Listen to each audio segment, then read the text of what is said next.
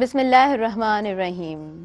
जेॾो तुंहिंजो नाव बाज बोरियाई मङा, जेॾो तुंहिंजो नाव बाज बोरियाई मङा, रिय थंभे रिय थोड़िए तूं छपर तूं छांव, आऊं कुॼाड़ो काहां तोखे मालूम सबकी। आऊं कुॼाड़ो काहां, असां पंहिंजे पाण खे किथे था ॾिसूं? आऊं कुॼाड़ो काहां तोखे मालूम सबकी, ऐं परवरदिगार तोखे सभु कुझु मालूम आहे, तूं ॼाणींदड़ आहीं, तूं ॾिसंदड़ आहीं, तूं परखींदड़ आहीं। बेशक दुनिया जी अखि जिथे पूरजे थी, दुनिया जी अखि जिथे बंदि थिए थी, जिथे सभु को ॾिसणु बंदि करे थो, उते परवरदिगार जी ज़ात हूंदी आहे जेका असांखे ॾिसंदी आहे, जेका असांखे ऑब्ज़र्व कंदी आहे। ऐं करामीन कातबीन जेके असांजे कंधनि ते मौजूदु आहिनि, उहे लिखंदा रहंदा आहिनि त असां छा करियूं पिया। सभ खां वधीक सुठो लम्हो उहो हूंदो आहे जंहिं लम्हे में तव्हां अकेला हूंदा आहियो, जंहिं लम्हे में तव्हांखे कोई न ॾिसंदो आहे। उन वक़्तु सिर्फ़ु तव्हां हूंदा आहियो, तव्हांजो परवरदिगार हूंदो आहे, ऐं तव्हां जेको कंदा आहियो अल्लाह पाक ॾिसंदो आहे, जॾहिं त दुनिया जी अखि उते कोन पहुचंदी आहे। ऐं इंसानु मुतमइन तॾहिं हूंदो आहे जॾहिं इंसानु अकेलाईअ में पाक हूंदो आहे। केॾी ख़ूबसूरत ॻाल्हि आहे, केॾी सुठी ॻाल्हि आहे। जॾहिं असां इबादतूं कंदा आहियूं त असां चाहींदा आहियूं त असां पाक हुजूं, असां साफ़ हुजूं, पर हूअं जेकॾहिं असां ॾिसूं इन ई शइ खे जेकॾहिं असां वठी हलूं त मुंहिंजे ख़्याल सां ज़िंदगी त ख़ूबसूरत थी वेंदी इंसान जी, पर ज़िंदगी सां गॾोगॾु इंसान जी आख़िरत बि ख़ूबसूरत थी वेंदी। सुबुह जो वक़्तु आहे ऐं अचण साण आउं जेको आहे सो बसि ॻाल्हाइणु स्टार्ट थी वई आहियां। यूजुअली हमेशह अव्हांखे ख़बर आहे त हिन अङण ते अव्हां जे लाइ नेक दुआऊं हूंदियूं आहिनि। ख़ुशि ऐं आबाद हुजो, अव्हां पंहिंजनि प्यारनि सां हुजो, अव्हां प्यार ऐं मुहबत वारी ज़िंदगी गुज़ारियो। जेकॾहिं बीमार आहियो, तंगियूं आहिनि, परेशानियूं आहिनि, त अलाह तबारक व तआला जे दर अॻियां रब पाक जी बारगाह में दुआ जे लाइ हथ आहिनि त अलाह पाक अव्हां जूं परेशानियूं दूरि फ़रमाए, जेके बि तंगियूं आहिनि उहे आसानी में तब्दील थियनि। व्यूअर्स, अॼु आउं जुमे जे हवाले सां त यकीनन ॻाल्हाईंदसि, ऐं सुठो लॻंदो आहे जुमे जे ॾींहं ते प्रोग्राम कंडक्ट करणु तमामु ख़ूबसूरत इन जे लाइ लॻंदो आहे छो त हिकिड़ो ऑर्गेनाइज़्ड जेको असांजो पैटर्न आहे उन मुताबिक़ जुमे जे ॾींहं खे असां हाईलाइट कंदा आहियूं। हमेशह चवंदी आहियां, मूंखे चवणु हक़ीक़त में तमामु सुठो लॻंदो आहे त जुमे जो ॾींहुं इस्लामिक कैलेंडर में असांखे हाईलाइटेड मिले थो, असांखे वणे थो, ऐं उन ॾींहं में स्केजुअल जेको थोरो चेंज हूंदो आहे उहो यूनिक हूंदो आहे, उहो सुठो हूंदो आहे। सो यकीनन जुमे जे ॾींहं जे हवाले सां पाण खोड़ सारियूं अॼु बि ॻाल्हियूं कंदासीं। बसि जेकॾहिं असां सॼो ॾींहुं ज़िक्र कयूं था ऐं दुरूद पाक कसरत सां पढ़ूं था त मूंखे ईअं लॻे थो त ॾींहुं त ख़ूबसूरत थी वेंदो, पर ज़िंदगी इंसान जी रोशनास थी वेंदी। असांजी ज़िंदगी में का रोशनी हूंदी जंहिंजे ज़रिए असां अॻियां वधी सघूं था, ऐं उहा रोशनी ऊंदाहि में तब्दील कोन थी थिए। ह्यूमन राइट्स ते अॼु ॻाल्हाईंदसि। हूअं त ऑब्ज़र्व कयो वञे थो 10 डिसंबर 1948 ते ह्यूमन राइट्स डे जेको सुभाणे दुनिया में सेलिब्रेट थींदो, इंटरनेशनल डे आहे। ह्यूमन राइट्स छा आहे? इंसानी हुकूक छा आहिनि? सिंपल ॻाल्हि आहे, असां ज़िंदगी असांखे मिली आहे, आज़ादु अल्लाह पाक असांखे ठाहियो आहे, असां माउ जे पेट मां आज़ादु ॼणा विया आहियूं। उन खां पोइ दुनिया में जॾहिं इंसानु अचे थो त उनखे रिश्ता मिलनि था, उनखे नालो मिले थो, उनखे मज़हब मिले थो, हर शइ दुनिया में उनखे मिले थी। जॾहिं त अल्लाह पाक इंसान खे कीअं पैदा कयो आहे? अल्लाह पाक इंसान खे माना आज़ादु पैदा कयो आहे। पोइ जेके सोचूं असांजे ज़हन में ईअं चई सघां थी जेके इंजेक्ट करायूं वेंदियूं आहिनि उहे ख़तरनाक हूंदियूं आहिनि। इंसानी हुकूकनि ते अॼु ॻाल्हाईंदसि। माना तव्हां घर खां ॿाहिरि निकिरो था, तव्हां जॉब करियो था, पंहिंजे घर में सुकून सां रहो था, तव्हां जेको करियो था तव्हांजो हक़ु आहे। आज़ादी सां घुमणु, आज़ादी सां हलणु इंसान जो हक़ु आहे, ऐं इहो हक़ु कंहिं इंसान कोन ॾिनो आहे कंहिं इंसान खे। जेकॾहिं कंहिं इंसान जे हथ में हुजे त उहो त उनखे उते ई ख़तमु करे छॾे, पर इहा ॻाल्हि बि ख़ूबसूरत आहे त अल्लाह पाक इंसान खे इहो हक़ु ॾिए थो पंहिंजी आज़ादी जो। ऐं इन जी साइन हिकिड़ी ई आहे, हिकिड़ो ई रस्तो आहे जेको असां हक़ीक़ी ॾिसूं था, जंहिंखे पूरी यूनिवर्स मञे थी त इहो हिकिड़ो कुदरती क़ानून आहे त इंसान दुनिया में आज़ादु पैदा थियो आहे। असां जेकॾहिं कश्मीर जी ॻाल्हि कयूं त कश्मीर जेको आहे उहो इंडिया जे अंदरि आहे, ऐं उते जॾहिं इंसाननि खे ॾिठो वञे थो त उते इंसान ज़ुल्म, तशद्दुद ऐं बर्बरियत जो शिकार आहिनि। सो इंसानी हुकूकनि जी ॻाल्हि कजे थी त असां कश्मीर जी ॻाल्हि कंदासीं, ऐं ॻाल्हि करणु असां फ़र्ज़ु सम्झूं था। असां इंसानी हक़ जे हवाले सां, इंसानियत जे हवाले सां ॻाल्हाईंदासीं, ऐं असां माना पंहिंजे हक़नि जी त आराम सां ॻाल्हि कंदा आहियूं, पर तव्हां ॾिसो त दुनियावी लेवल ताईं जॾहिं कश्मीरियुनि जे हक़नि जे हवाले सां ॻाल्हायो वञे थो त उते हिकिड़ो आवाज़ बुलंद थिए थो, हिकिड़ो नारो बुलंद थिए थो, ऐं उहो इंसानियत जो आहे, उन खां वधीक कुझु न आहे। असां छा था चाहियूं? असां चाहियूं था त जेके कश्मीरी असांजा भाइर आहिनि, जेके न्याणियूं आहिनि, जेके भेणूं आहिनि, आज़ादी सां रहनि, उन्हनि खे पंहिंजा हक़ पूरा हुजनि। छो त अल्लाह पाक इंसान खे दुनिया में जॾहिं मोकिलियो आहे त उन रब पाक कंहिंजे अंडर में तव्हांखे कोन मोकिलियो आहे, पर हा असां दुनिया जे जॾहिं सिलसिले में अचूं था त पोइ उन जे वर चढ़ियो वञूं। सो बसि एतिरो चवंदसि त जॾहिं तव्हां पंहिंजी आज़ादी चाहियो था, पंहिंजे लाइ सुकून चाहियो था, त उते ॿिए जी बि आज़ादी चाहियो। सिंपल हक़ छा आहिनि? इंसानु छा चाहींदो आहे? अच्छा, हिकिड़ी ॻाल्हि ॿी बि आउं कंदी बि आहियां, ऐं इहा ॻाल्हि बिल्कुलु एक्यूरेट आहे, बिल्कुलु सही ॻाल्हि आहे। इहा ॻाल्हि मां कोन थी करियां, इहा ॻाल्हि पढ़ियल लिखियल तबिको करे थो त जेकॾहिं तव्हां इंसान खां उनजी आज़ादी वठो था ऐं उनखे क़ैद में तव्हां बंदि करियो था, ऐं तव्हां उनखे कुझु बि कोन था ॾियो, उनजा हक़ उनखे कोन था ॾियो, उनखे उनजे खाइण पीअण जे लाइ सवलो कुझु नथा ॾियो, त उहो इंसानु छा कंदो? उहो इंसानु उन क़ैद में सिर्फ़ु पंहिंजी बुख मिटाइण जे लाइ चाहींदो त मूंखे को सवलो टुकुर मिले, माना पंहिंजी आज़ादी जो कोन सोचींदो। सो इंसान जे मथां जॾहिं जबर करे थो, जॾहिं ज़ुल्म करे थो, त उनजो कानून अल्लाह पाक जे हथ में आहे, ऐं उहो जॾहिं कानून रब जे हथ में आहे त चवंदा आहिनि अल्लाह पाक जी जेका लठ आहे उहा बे आवाज़ आहे। इंसानु ठीकु आहे, ज़ुल्म करे थो, तशदुद करे थो, ऐं ख़बर आहे ज़ुल्म जी जेका ज़िंदगी आहे न उहा शॉर्ट आहे, माना ज़ुल्म हिकिड़ो इंसानु करे थो उहो इंसानु ख़तमु थियणो आहे, पर जंहिं ते ज़ुल्म थिए थो, ॾिसो न केॾी अजीब ॻाल्हि आहे, पर केॾी सही ॻाल्हि आहे, केॾी एक्यूरेट ॻाल्हि आहे, केॾी पॉज़िटिविटी इन में आहे त जिन ते ज़ुल्म थिए थो उहो बि हिन दुनिया में कोन थो रहे, माना ज़ुल्म करण वारो ऐं ज़ुल्म सहण वारो ॿई हिन दुनिया में कोन रहंदा, पर छा रहंदो? अव्हांजो किरदारु रहंदो, अव्हांजो कमु रहंदो। सिंपल असां एतिरो ॻाल्हाईंदासीं, एतिरो चवंदासीं त इंसानी हक़ूक़नि जी जेका बि लताड़ आहे उनजे ख़िलाफ़ु जेतिरो थी सघे अव्हां पंहिंजो आवाज़ु बुलंद करियो। असां वटि काफ़ी सारा प्लेटफॉर्म्स आहिनि। मां जेकॾहिं पंहिंजी ॻाल्हि करियां त ठीकु आहे, मुंहिंजे साम्हूं त हींअर स्क्रीन आहे, त अव्हां मूंखे ॾिसो पिया, अव्हां मुंहिंजो आवाज़ु ॿुधो पिया, मां ॻाल्हाए सघां थी, ऐं जेका सही ॻाल्हि आहे उन ॻाल्हाइण जो मूंखे हक़ बि ॾिनो वियो आहे, ऐं आउं ॻाल्हि करे सघां थी। पर माना अजीब ॻाल्हि इहा बि आहे त असांजी जेका सोसाइटी आहे उनमें सही ॻाल्हि समटाइम्स असांखे चवण बि कोन ॾिनी वेंदी आहे, ऐं जेको कलम जो हक़ आहे उहो बि इस्तेमालु करणु कोन ॾिनो वेंदो आहे। सो वेल, आउं इहा ॻाल्हि कंदसि त यूनाइटेड नेशन्स जे तरफ़ खां जेके बि ॾींहं सेलिब्रेट थियनि था, हर ॾींहं जी पंहिंजी माना आहे, पंहिंजी अहमियत आहे, पर इंसानी हक़ूक़नि जी जॾहिं ॻाल्हि अचे थी, इंसानी हक़नि जी जॾहिं ॻाल्हि अचे थी, ज़ुल्म जी ॻाल्हि अचे थी, बरबिरत जी ॻाल्हि अचे थी, त उन ख़िलाफ़ु मुंहिंजे ख़्याल सां सभिनी खे ॻाल्हाइणु खपे। ऐं हिकिड़ी सुठी ॻाल्हि आहे जिते डिफरेंट डेज़ सेलिब्रेट थियनि था उते इंसानी हक़ूक़ जे हवाले सां ॻाल्हायो वञे थो, इंसानी हक़नि जे हवाले सां नारा उथारिया वञनि था, इंसानी हक़नि जे हवाले सां डिस्कशन्स थियनि थियूं। सिर्फ़ु हिन स्क्रीन ते अव्हां कोन पिया ॾिसो, पर जेके बि टॉक शोज़ अव्हां ॾिसंदा त हाणे तव्हांखे उन ई हवाले सां ॿुधायो वेंदो ऐं हिकिड़ी अवेयरनेस ॾिनी वेंदी त इंसानु जॾहिं दुनिया में आयो आहे, तव्हांजो ठीकु आहे जेको बि सर्किल आहे, तव्हां जिथे बि आहियो, तव्हां केतिरा बि बिज़ी आहियो, पर जेका सही ॻाल्हि आहे उहा अव्हां ताईं रसाई वञे। मूंखे हीअं बि लॻंदो आहे, ऐं मां सम्झां थी इहो सभु सॼी शइ अव्हांखे बि उअं ई लॻंदी हूंदी, छो त जेका शइ एग्ज़ैक्ट आहे उनखे असां एग्ज़ैक्ट ई मञंदा आहियूं। स्क्रीन जो जेको असरु हूंदो आहे उहो असांजे ज़हननि ते रहिजी वेंदो आहे। सो आउं हाईली एप्रिशिएट कंदसि मीडिया खे, छो त असां वटि हिकिड़ो ऑर्गेनाइज़्ड वे में असां वटि सर्कुलर्स ईंदा आहिनि that we have to talk on the particular topic, ऐं उन टॉपिक ते ॻाल्हाइण जेको दुनिया जी हद ताईं, दुनिया जी लेवल ताईं डिस्कस कयो वञे थो, उन शइ ते ॻाल्हाइण असां ज़रूरी सम्झंदा आहियूं। सिंपल ॻाल्हि एतिरी कंदसि त अव्हांजे अंडर में बि जेको माण्हू कमु करे थो, अगरि तव्हां उन खां कमु वठो था त काइंडली तव्हां उन खां सवलाई सां कमु वठो। तव्हां पंहिंजे लाइ जेतिरियूं आसानियूं चाहियो था उन इंसान जे लाइ बि ओतिरियूं ई आसानियूं चाहींदा कयो। माना हूअं जेकॾहिं असां ॻाल्हि कंदा आहियूं न वॾी लेवल ते, वाइड लेवल ते, त ठीकु आहे, इंडिया जेको आहे सो कश्मीर ते क़ाबिज़ थी वेठो आहे, उते एतिरो ज़ुल्म आहे, उते एतिरो जबर आहे, पर इंसानु पंहिंजी फितरत खे बि हिकु दफ़ो परखे वठे, ॾिसी वठे, ॼाणे वठे त बाबा जेकॾहिं अव्हांजे अंडर में 4 माण्हू कमु कनि पिया त उते अव्हांजो रोल छा आहे? छा तव्हां सिर्फ़ु बॉस थी वेठा आहियो या तव्हां लीडरशिप क्वालिटी रखी बि वेठा आहियो? माना 2 शयूं हूंदियूं आहिनि। अगरि तव्हां बॉस आहियो, सिर्फ़ु स्ट्रिक्ट बॉस आहियो, त तव्हां लीडर कॾहिं बि कोन था थी सघो।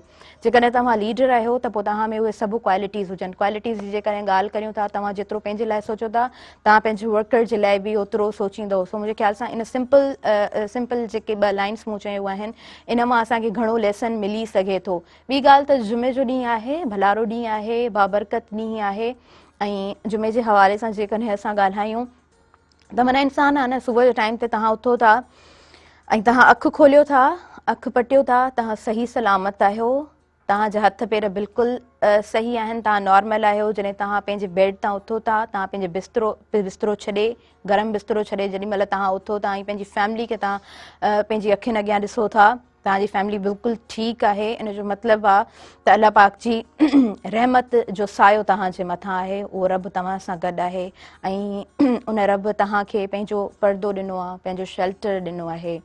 इंसानु किथे न किथे एतिरो कमज़ोर आहे जो कंहिंजी मदद बि करे थो त उन जे रिज़ल्ट में, उन जी भेट में चाहींदो आहे त उहो इंसानु मूंसां बि सुठो करे। माना जेका सुठाई आहे तव्हां गिविंग एंड टेकिंग प्रोसेस में लॻाए छॾी आहे। तव्हां चाहियो था त तव्हां सां, तव्हांखे जेकॾहिं सुठो करिणो आहे त इन रिटर्न प्रोसेस उहो इंसानु अव्हां सां बि सुठो करे। सो मुंहिंजे ख़्याल सां त ईअं बि न हुजणु खपे, थोरो कुझु शयूं इंसानु अहिड़ियूं छॾे जंहिंमें पंहिंजो फ़ाइदो न हुजे। व्यूअर्स, पाण खोड़ सारियूं ॻाल्हियूं कंदासीं, वक़्तु साहीअ जो थी वियो आहे, साही जी तरफ़ वधूं पिया। वरी जल्दी सां असां हाज़िर थियूं तव्हां जे पंहिंजे प्रोग्राम सुबुह मेहरान में।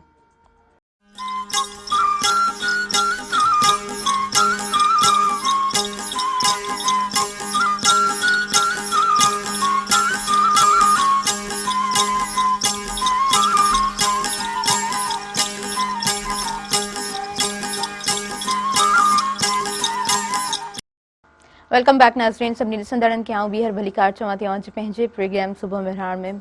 ऐं प्रोग्राम ऑन द स्क्रीन हिन महिल लाइव हले पियो, गॾोगॾु प्रोग्राम फेसबुक ते बि हली रहियो आहे, स्क्रीन ते नंबर बि हली रहियो आहे, सो तव्हां उहो बि डायल करे सघो था। ऐं यकीनन असां अव्हांखे पंहिंजे प्रोग्राम में शामिलु कंदासीं। अॼु जुमे जो ॾींहुं आहे ऐं जुमे जे ॾींहं जे हवाले सां अव्हांखे ख़ुदि ख़बर आहे, स्टार्ट में ॿुधाए चुकी आहियां त जुमे जे ॾींहं जे हवाले सां ऑर्गेनाइज़ड हूंदो आहे असांजो प्रोग्राम, ऐं पैटर्न हिकिड़ो सुठे तरीक़े सां हले पियो, ख़ूबसूरत बि लॻंदो आहे। ऐं यकीनन पूरे हफ़्ते में माना ठीकु आहे, दुनियादारी जूं ॻाल्हियूं करियूं था, खोड़ सारियूं ॻाल्हियूं करियूं था, हितां जो टॉपिक हुतां जो टॉपिक, करंट इशूज़ खणी अचूं था। अॼु ह्यूमन राइट्स जी बि गॾोगॾु ॻाल्हि हले पई, पर जुमे जो ॾींहुं आहे त जुमे जो ॾींहं जो ज़िक्र कजे थो। ऐं अव्हांखे ॿुधायां त नाले मिठो मैसर साहिबु असांजे प्रोग्राम में मौजूदु आहिनि, सदन खे आउं भली कार चवंदसि। असांजे प्रोग्राम जी पाण सुहा आहिनि। कीअं आहियो तव्हां? ठीकु आहियो? अल्हम्दुलिल्लाह, अल्लाह जा एहसान। ज़बरदस्त ज़बरदस्त। अॼु जुमे जो ॾींहुं आहे, जुमे जो ॾींहुं यकीनन भलारो ॾींहुं थिए थो। हमेशह जुमे जे ॾींहं जी डेफिनेशन अव्हां पंहिंजे तरफ़ खां ख़ूबसूरत ॿुधाईंदा आहियो, सुठी ॿुधाईंदा आहियो। थोरो अॼु जेकॾहिं ज़िक्र जे हवाले सां पाण स्टार्ट में ॻाल्हायूं, छा था सम्झो जुमे जे ॾींहं ते कीअं ज़िक्र कजे? जुमे जे ॾींहुं भलारो आहे, सईदुल अय्याम आहे, सभिनी ॾींहंनि खां हिकिड़ी मुनफ़रिद सुञाणप रखे थो। ऐं अलाह जे हुज़ूर में हिकिड़ो तमामु सुहिणो ॾींहुं आहे। ऐं ज़िक्र त रब साईं जो जो कंहिं शइ में सुकून न आहे, व ततमइल क़ुलूब ला ज़िक्र ला आयत शरीफ़ आहे त जेको बेशक कंहिं में बि एतिरो सुकून न आहे, बेशक जेके दिलियूं अलाह जो ज़िक्र कनि थियूं उन्हनि खे ई सुकून मुयसरु आहे। त जुमे जे ॾींहुं असां हूअं बि असांजे दिलि में अलाह अलाह हुजे, ज़बान ते या दुनिया जे हिसाब सां भली ॿिया कमकारियूं माण्हू कंदो वठे, पर जेकॾहिं दिलि में अलाह अलाह कंदो त दिलि ज़िंदह रहंदी, उन माण्हूअ जी ईमान जी ताज़गी ज़िंदह रहंदी, रूहानी तरह सां हू मुतमइन हूंदो। त अलाह तबारक व ताला ख़ुदि चवे थो त बाना तूं माना मुंहिंजो ज़िक्र कर पंहिंजे हाल आहार ज़मीन ते, मां तुंहिंजो ज़िक्र कयां आसमाननि में, माना फ़रिश्तनि सां गॾु। त इहो हिकिड़ो बंदे जे लाइ वॾो एज़ाज़ आहे। अलाह तबारक व ताला जी यादि सां पंहिंजे दिलि खे माण्हू मुनवर रखे त मुंहिंजे ख़्याल में इन खां वधीक ॿी का ख़ुशि नसीबी कान्हे का। बेशक तव्हां बिल्कुलु सही चओ पिया। ऐं इस्लामिक बुक्स में जहिड़े तरीक़े सां बयानु थियलु आहे, ऐं थोरो इंसानु पढ़े थो त अचरज में बि पढ़ियो वञे। जुमे जो ॾींहुं हूंदो आहे, थोरो ॻाल्हाइणो हूंदो आहे, त पोइ कोशिशि हूंदी आहे त ॿ चारि पैराग्राफ्स जेकॾहिं सुठे किताब मां पढ़िया वञनि त पोइ एक्सप्लेन उन शइ खे सुठे तरीक़े सां करे सघिजे थो। अल्लाह पाक ॾिसो न केॾो ख़लकींदड़ आहे, इंसान खे ख़लकींदड़ ज़हन उन ॾिनो आहे, तख़लीक़ी ज़हन परवरदिगार ॾिनो आहे। थोरो सोचो जॾहिं ॿिज छटिजे थो त ठीकु आहे, तव्हां छटे छॾियो था, पाणी ॾियो था, पंहिंजो फर्ज़ु पूरो करे हलियो था वञो, पर उन मां सलो जॾहिं निकिरे थो त उहो सलो पोखींदड़ ऐं त तव्हां आहियो, पर उनखे उपाईंदड़ असांजो परवरदिगार आहे। सो जेके ज़िंदा दिलियूं हूंदियूं आहिनि उहे जॾहिं उन्हनि ते मुहर लॻी वेंदी आहे, उहा मुहर तव्हां लाहे सघो था पाण रब जे ज़िक्र सां, तव्हांखे नवाज़ींदो तव्हांजो परवरदिगार। बिल्कुलु बिल्कुलु ईअं ई आहे, केॾी ख़ूबसूरत ॻाल्हि आहे। बिल्कुलु ईअं ई आहे, बिल्कुलु ईअं आहे। अच्छा, तव्हां ॿुधायो कुझु नओं लिखियो आहे, बिकॉज़ तव्हां हमेशह लिखंदा सिलसिलो हलंदो आहे पियो लिखण जो, लिखणनि जो, ऐं अल्हम्दुलिल्लाह अलाह जो ख़ासि करम आहे, महिरबानी आहे रब पाक जी। बिल्कुलु जो पंहिंजो तज़किरो ऐं पंहिंजे महबूब जी सना असांखां लिखाए थो, असां इन जे लाइक़ु कोन आहियूं। इहो अलाह जो ख़ासि करम आहे, उनजी इनायत आहे। ज़िंदगी त मुख़्तसिर आहे, हिन में जेकॾहिं को चङो कमु रब साईं वठे इंसान खां त उन जे लाइ हू शुकुर करे ऐं माना अलाह तबारक व ताला जा लख एहसान पियो सिलसिलो हले। हा, तव्हां सही पिया चओ। अच्छा, हूअं जेकॾहिं माना ॻाल्हि कजे तॾहिं ई डिसंबर ते दुनियावी लेवल ते ह्यूमन राइट्स डे सेलिब्रेट थिए थो, असां थोरो हुन जे हवाले सां ज़िक्र कंदासीं। इंसानी हक़नि जे हवाले सां छा था सम्झो, कीअं कॉन्ट्रीब्यूट कंदव? बसि इंसानी हक़ त तमामु आम आहिनि। अलाह तबारक व ताला ख़ुदि फरमायो त जंहिं हिकिड़े इंसान खे मारियो माना उन पूरी काइनात खे मारे छॾियो, कंहिं हिकिड़े इंसान खे जीआरियो माना पूरी काइनात खे जीआरे छॾी। इन पस मंज़र में जेकॾहिं असां ॾिसंदासीं त दुनिया जी लेवल ते काफ़ी अहिड़ा इशूज़ आहिनि जेके केतिरनि सालनि खां हलंदा पिया अचनि। अच्छा, जेकॾहिं इंडिया ऐं कश्मीर जी ॻाल्हि करियूं त इन शइ खे असां हाईलाइट कंदासीं। जी जी जी जी केतिरो ज़ुल्म आहे, कश्मीर में तमामु घणो ज़ुल्म आहे ऐं को हिकु ॿिनि ॾींहंनि जो न आहे, बल्कि जॾहिं खां इहो रेज़ोल्यूशन उन टाइम ते पास कयो वियो त तव्हांखे असां जंहिंसां तव्हां गॾु रहणु चाहींदव असां तव्हांखे हक़ु ॾींदासीं, पर उहो उन्हनि माना माण्हुनि खे हक़ु न मिली सघियो, जेको उनजो राइट आहे। ऐं उन जे माना बरक्स जेकॾहिं ॾिठो वञे त उते ॾाढियूं कैज़ुअलिटियूं बि थियनि थियूं। हाणे बि तव्हां मुंहिंजे ख़्याल में साल ॿ पहिरीं जी ॻाल्हि आहे त केतिरा ई महीना लगातार उते कर्फ्यू हुयो, ऐं जेकॾहिं हिन महिल कर्फ्यू न आहे त हालातूं जेके आहिनि उते उहे साॻियूं कर्फ्यू वारियूं आहिनि। केतिरियूं माना उते माना रोज़ केतिरा ई माण्हू मरनि था, केतिरा ई माण्हू माना इंजर्ड थियनि था, ज़ख़्मी थियनि था। पोइ के रिपोर्टूं असां ताईं पहुचनि थियूं, ख़बरुनि में नशर थियनि थियूं के नथियूं माना पहुचनि, उहे बंदि आहिनि। त पोइ उन हिसाब सां असां अक़वाम मुतहिदा खां इहा अपील कंदासीं, उनखे इहा घुर कंदासीं त महिरबानी करे इन मसइले खे हल कराए इन्हनि माण्हुनि खे माना पंहिंजो हक़ु ॾिनो वञे। छाजे करे जो जेकॾहिं तव्हां इन हिकिड़नि जा हक़ माना वठी ॾींदो, ॿियनि खे न वठी ॾींदो त हिकिड़ी अहसास महरूमी पैदा थींदी। केतिरनि ई दुनिया में केतिरनि ई जॻहियुनि ते अहिड़ा इशूज़ हुया आहिनि, केतिरनि जे लाइ कोशां आहे अक़वाम मुतहिदा या ॿिया जेके असांजा जेके वॾी लेवल जा जेके मुल्क आहिनि जेके पाण खे सगारो था सॾनि ऐं पाण चवनि था असां इन्हनि शयुनि जा अलमबरदार आहियूं, त उन्हनि खे हिन इशू ते बि अखि खोलणु खपे। तव्हां सही पिया चओ। ॿी ॻाल्हि त यूनाइटेड नेशंस जॾहिं मिली करे मुख़्तलिफ़ ॾींहं सेलिब्रेट कनि था, ही हाईलाइट थियल आहे ह्यूमन राइट्स जे हवाले सां, त पोइ जेको एतिरो स्क्रीन्स ते ॾेखारियो वञे पियो, एतिरो उन ते ॻाल्हायो वञे पियो, एतिरो ज़ुल्म, एतिरो जबर, उन जे हवाले सां माना कीअं कमु थियणु खपे, स्टार्ट कीअं वठणु खपे, छा था सम्झो अव्हां? असुल में छा आहे त इहो मसइलो अक़वाम मुतहिदा ई हल करे सघे। सही, इहो जंगियुनि सां इन्हनि सां नथो थी सघे। ऐं इन कश्मीर जे इन इशू जे करे पाकिस्तान ऐं हिंदुस्तान जूं माना तक़रीबन 2-3 जंगियूं बि थी चुकियूं आहिनि, ऐं जंहिंमें केतिरा माण्हू जेके आहिनि माना उहे शहादत जो जाम नोश करे चुका आहिनि असांजा बहादुर फौजी जेके आहिनि। ॿी ॻाल्हि त इंडिया जे अंदरि शऊर आहे, उतां जा नौजवान चाहिनि था त ईअं न हुजे, इहा ॻाल्हि बि त आहे न। पोइ बि माना जेको वाइड लेवल ते जेकॾहिं असां ॻाल्हि कयूं, जेके कमु करे सघनि था उन जे हवाले सां जेकॾहिं ॻाल्हायो वञे त ईअं कोन्हे को माना सही तरीक़े सां प्रॉपर तरीक़े सां हल नथा वरिता वञनि। लाइव कॉलर आहिनि। हेलो, अस्सलाम वालेकुम। ऐं मूंखे पहली कार चवां थी, पंहिंजो नालो ॿुधायो, किथां खां ॻाल्हायो पिया? मां हैदराबाद खां एजाज़ जी, एजाज़ कीअं आहियो? ठीकु आहियो? ठीकु आहे। मूंखे आवाज़ तव्हांजो घटि पियो अचे। तव्हां थोरो प्रोग्राम जे हवाले सां ॻाल्हायो। प्रोग्राम सुबुह महिरान प्रोग्राम ॾिसंदा आहियूं, माशाअल्लाह अल्हम्दुलिल्लाह। जुमे जे ताईं नाले में ॻाल्हाइण जो शरफ़ हासिल कंदा आहियूं।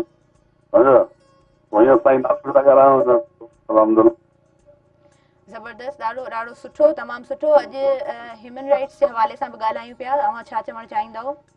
ह्यूमन राइट्स में माशाअल्लाह असांजे मुल्क में इदारा कमु कनि पिया, पर असुल छा आहे त उहे सिर्फ़ु ऐं सिर्फ़ु उन्हनि ताईं पुॼनि था ह्यूमन राइट्स वारा जिते उन्हनि खे सहूलियतूं आहिनि। जेके ॿाहिराई जा असांजा आहिनि वीचारा ग़रीब मज़दूर मुफ़्लिस माण्हू, उन्हनि ताईं पुॼण में उन्हनि खे दिक़त थिए थी। पोइ या हुकूमत जी नाअहली आहे या उन्हनि खे वसाइल न आहिनि, असांजी इल्तिजा हूंदी उन्हनि खे त उन्हनि ताईं पुॼण के असांजा ग़रीब वीचारा मज़दूर जेके आहिनि उन्हनि ते पुॼंदा। जी जी, तव्हां बिल्कुलु सही चओ पिया। अच्छा, तव्हां ॻाल्हाइणु चाहियो पिया असांजे गेस्ट सां, तव्हां बिल्कुलु ॻाल्हाए सघो था। अस्सलाम वालेकुम साईं। साईं मुंहिंजा वालेकुम अस्सलाम। पुछो के तबियत ठीकु आहे? अल्हम्दुलिल्लाह, अल्लाह जा तव्हां ठीकु आहियो न सर? अल्हम्दुलिल्लाह, महिरबानी।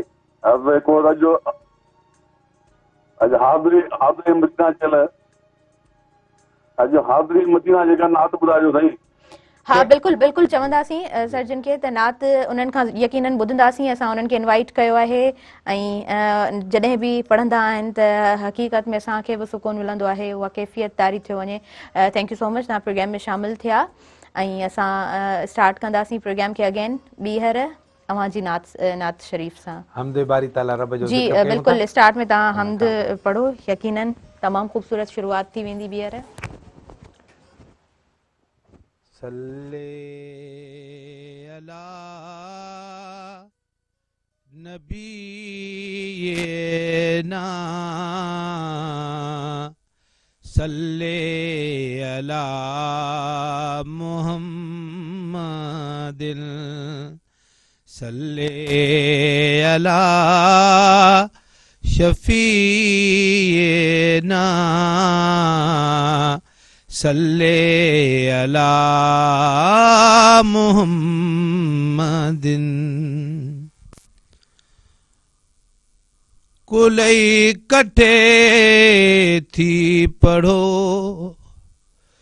कुलई कठे थी पढ़ो, ला इलाहा इल्लल्लाह ला इलाहा इल्लल्लाह ला इलाहा इल्लल्लाह ला इलाहा इल्लल्लाह।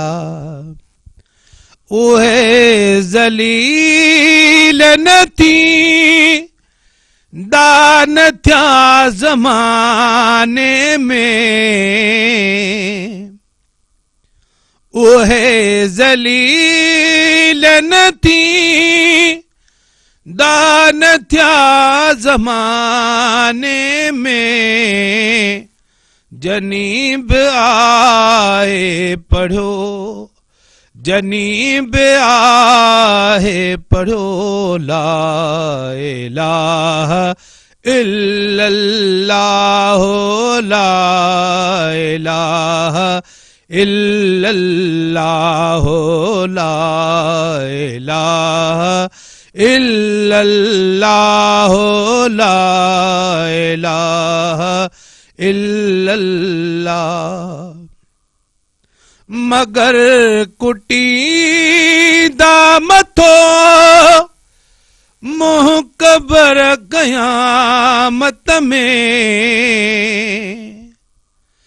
मगर कुटीदा मथो मुँह कबर क़यामत में, जनीन आहे पढ़ो, जनीन आहे पढ़ो, ला इलाहा इल्लल्लाह ला इलाहा इल्लल्लाह ला इलाहा इल्लल्लाह ला इलाहा इल्लल्लाह।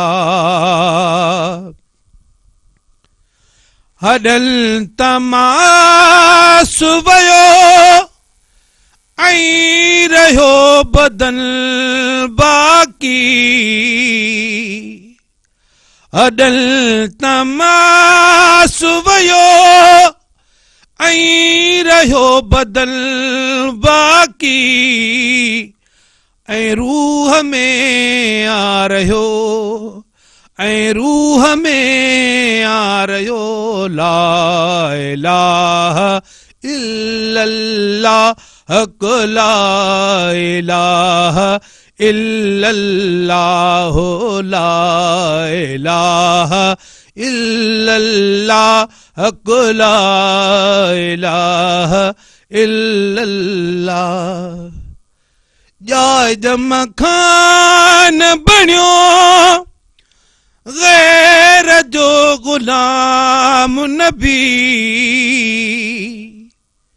जाय मखान बणियो गैर जो गुलाम नबी जो ख़ुशीअ सां मूं खयो जो ख़ुशीअ सां मूं खयो ला इलाहा इल्लल्लाह हक ला इलाहा इल्लल्लाह ला इलाहा इल्लल्लाह मुहम्मद रसूलुल्लाह।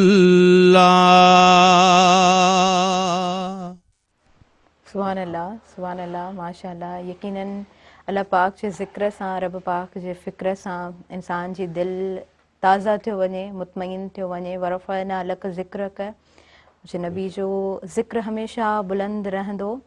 फ़बिअय्यि आलाइ रब्बिकुमा तुकज़्ज़िबान, तूं बंदा अल्लाह पाक जी कहिड़ी कहिड़ी नेमतुनि खे ठुकराईंदे। ऐं व्यूअर्स वक़्तु साहीअ जो थी वियो आहे, साही जी तरफ़ वधूं पिया, वरी जल्दी सां हाज़िर थियूं था अॼु पंहिंजे प्रोग्राम सुबुह मेहरान में।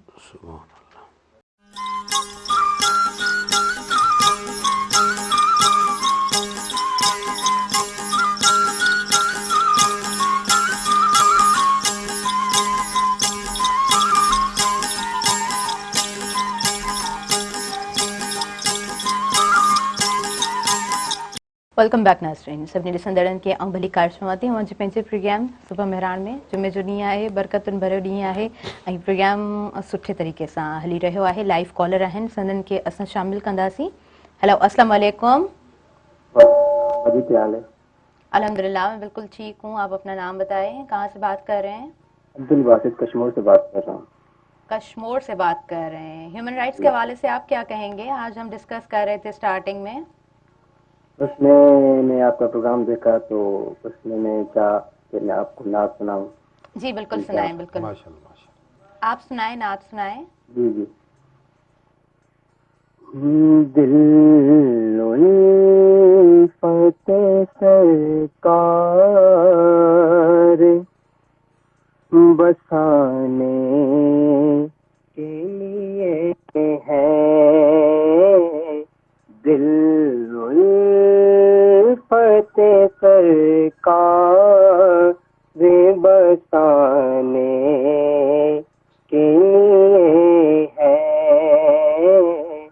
जाना की हुर्मत पर लुटाने के लिए है, दिल कहने लगा कर ही गुम्बदी का नज़ारा,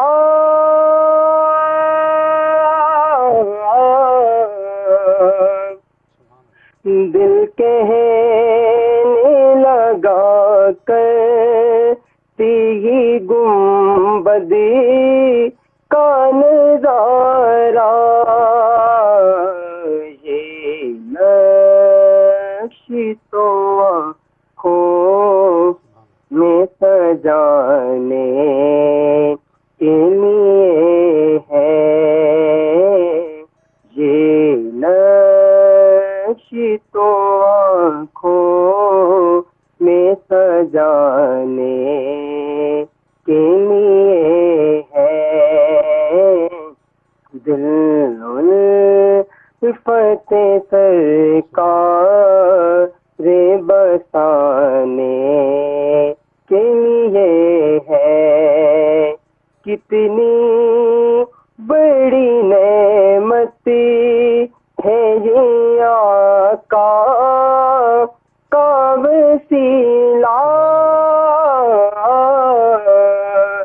इतनी बड़ी नेमत है ये आका का वसीला, बंदों को जो मौला से मिलाने के लिए है, बंदों को जो मौला से मिलाने के लिए है, दिल उल्फत सरकार बसाने के लिए है, जाना की हुर्मत पर लौटाने के लिए है, पैगाम सुनाती है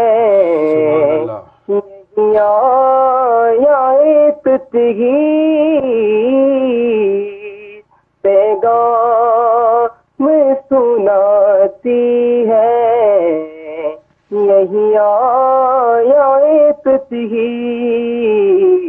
इज़्ज़त मेरे आका के घराने के लिए है, दिल उल्फत कार बसाने के लिए है। सुभान अल्लाह, सुभान अल्लाह, माशाअल्लाह, बहुत ही खूबसूरत आवाज़ आपकी, बहुत खूबसूरत आवाज़ के मालिक हैं आप, माशाअल्लाह। ऐं जॾहिं बि रियरली बि माना तव्हांजे कन ते जेकॾहिं को ज़िक्र पइजी वञे न त उन वक़्तु 2-4 मिंटनि जे लाइ इंसानु गुम थी वेंदो आहे। ऐं पोइ हक़ीक़त में जॾहिं तव्हां माना ॾिसो, असां कंहिं इवेंट में वेंदा आहियूं, एग्ज़ाम्पल ॾियां थी, त असां छा चाहींदा आहियूं, असां सुठा हुजूं, असां साफ़ सुथरा हुजूं, सुठा कपिड़ा हुजनि, सुठा सैंडल्स हुजनि, सुठे तरीक़े सां तयारी हूंदी आहे। जॾहिं अल्लाह पाक जी बारगाह में इंसानु वेंदो आहे न, उन वक़्तु बि जेकॾहिं इहो तसवुरु हुजे, इन शइ जो अंदर में ख़ौफ़ हुजे, इन शइ जो अंदर में शौक़ु हुजे, त पोइ मूंखे लॻंदो आहे त तव्हांजी जेका इबादत आहे, रब पाक जे क़रीब थियण तव्हां वञी रहिया हूंदा आहियो, त उन वक़्तु तव्हांजी दिलि वधीक अञा बाग बहार थी वेंदी आहे।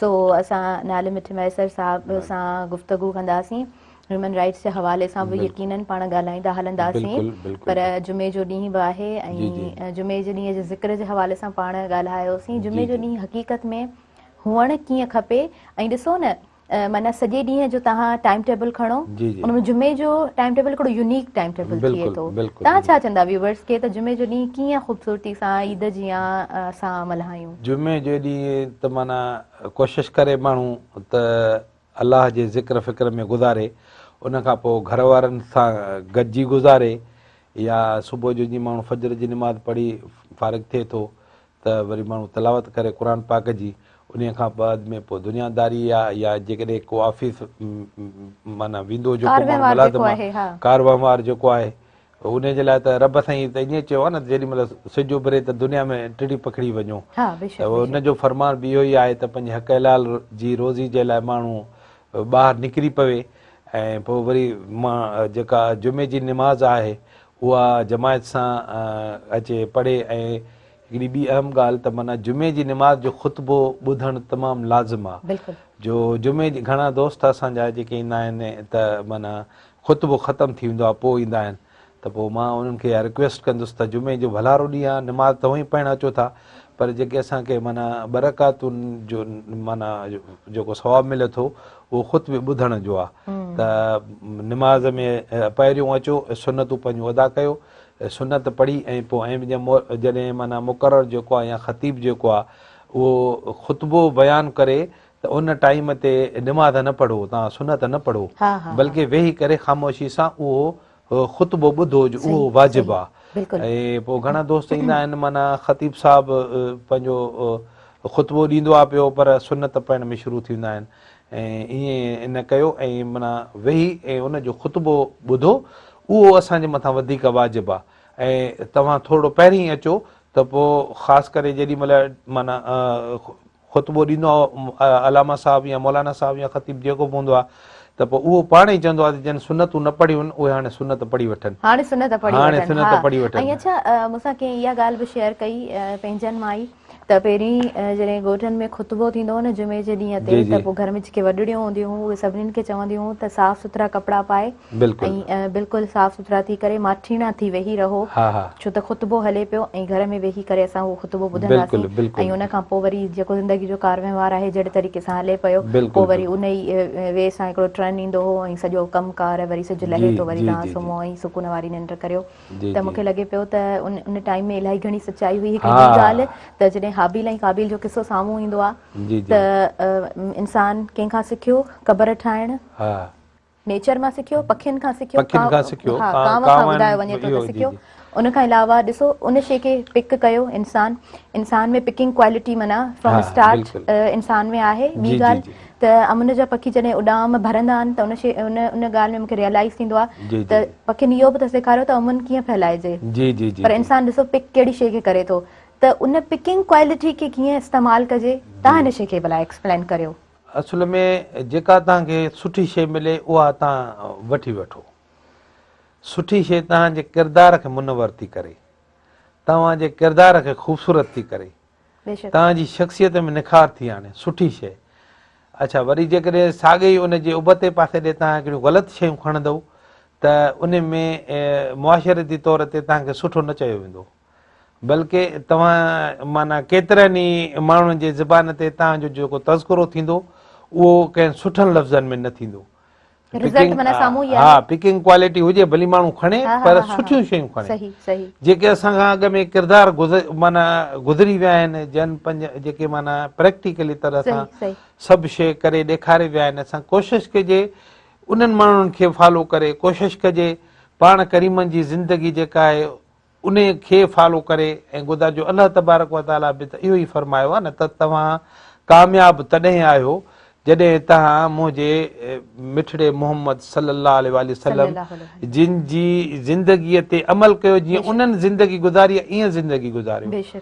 त हुज़ूर नबी अकरम सल्लल्लाहु अलैहि वसल्लम जिन जी ज़िंदगी खां वधीक त कंहिंजी ज़िंदगी कान्हे का, ऐं संदन जेका माना सीरत सां केतिरा ई किताब भरिया पिया आहिनि ऐं संदसि जे शान में सॼो क़ुरान आहे ऐं पाण करीमनि जूं हदीसूं मुबारक आहिनि, उन्हनि जो माण्हू विर्द करे। अॼुकल्ह त माना अॻ में अञा थोरियूं ॾुखियायूं हूंदियूं हुयूं, पर जेको अॼुकल्ह गूगल जो दौरु आहे, तव्हां कहिड़ी टॉपिक खे सिर्फ़ु या कहिड़ी बि शइ तव्हां वञो उते तव्हां क्लिक कयो, तव्हांखे बिल्कुलु माना हिकिड़ो अथेंटिक शयूं हिक ई किताब जा 4-4, 5-5 लेखकनि जो साॻिए टॉपिक ते तव्हांखे किताब मिलंदा। चयो वञे थो न the world is on your thumb print, तव्हां जे प्रिंट जे हेठां सॼी दुनिया बिल्कुलु ईअं ई आहे, सो तव्हां ईअं ई आहे, बिल्कुलु ईअं ई आहे, तव्हां ॾिसी सघो था, परखे सघो था, तव्हां में सेंस आहे। अच्छा पहिरीं जे टाइम में अच्छा हिकिड़ो रियरली ज़हन में नंढिड़ो किसो अचे पियो। हिकिड़ो माण्हू हूंदो आहे, ॻोठ मां ईंदो आहे, ॻोठ में ईंदो आहे, शहर मां पढ़ी लिखी ऐं ॾाढी भरी वॾी भरे ईंदो आहे, किताबनि जी भरी हुन में उहा हूंदी आहे। त हिकिड़े सुघड़ माण्हू खे अची करे ॾेखारींदो आहे, चवंदो आहे त मां पढ़ी शऊर हासिलु करे इल्मु हासिलु करे आयो आहियां, त उनखे चवंदो आहे तूं वापसि हली वञ। रीज़न जॾहिं पुछंदो अथसि त चवंदो आहे इहा जेका भरी तूं खणी आयो आहीं न इल्म जी, इहा तो वटि न हुजे, इहो इल्मु तुंहिंजे शऊर तुंहिंजे सीने में हुजे, तुंहिंजे अमल मां हर शइ ज़ाहिर थिए, पोइ असां तोखे मञंदासीं त तूं पढ़ियल लिखियल आहीं।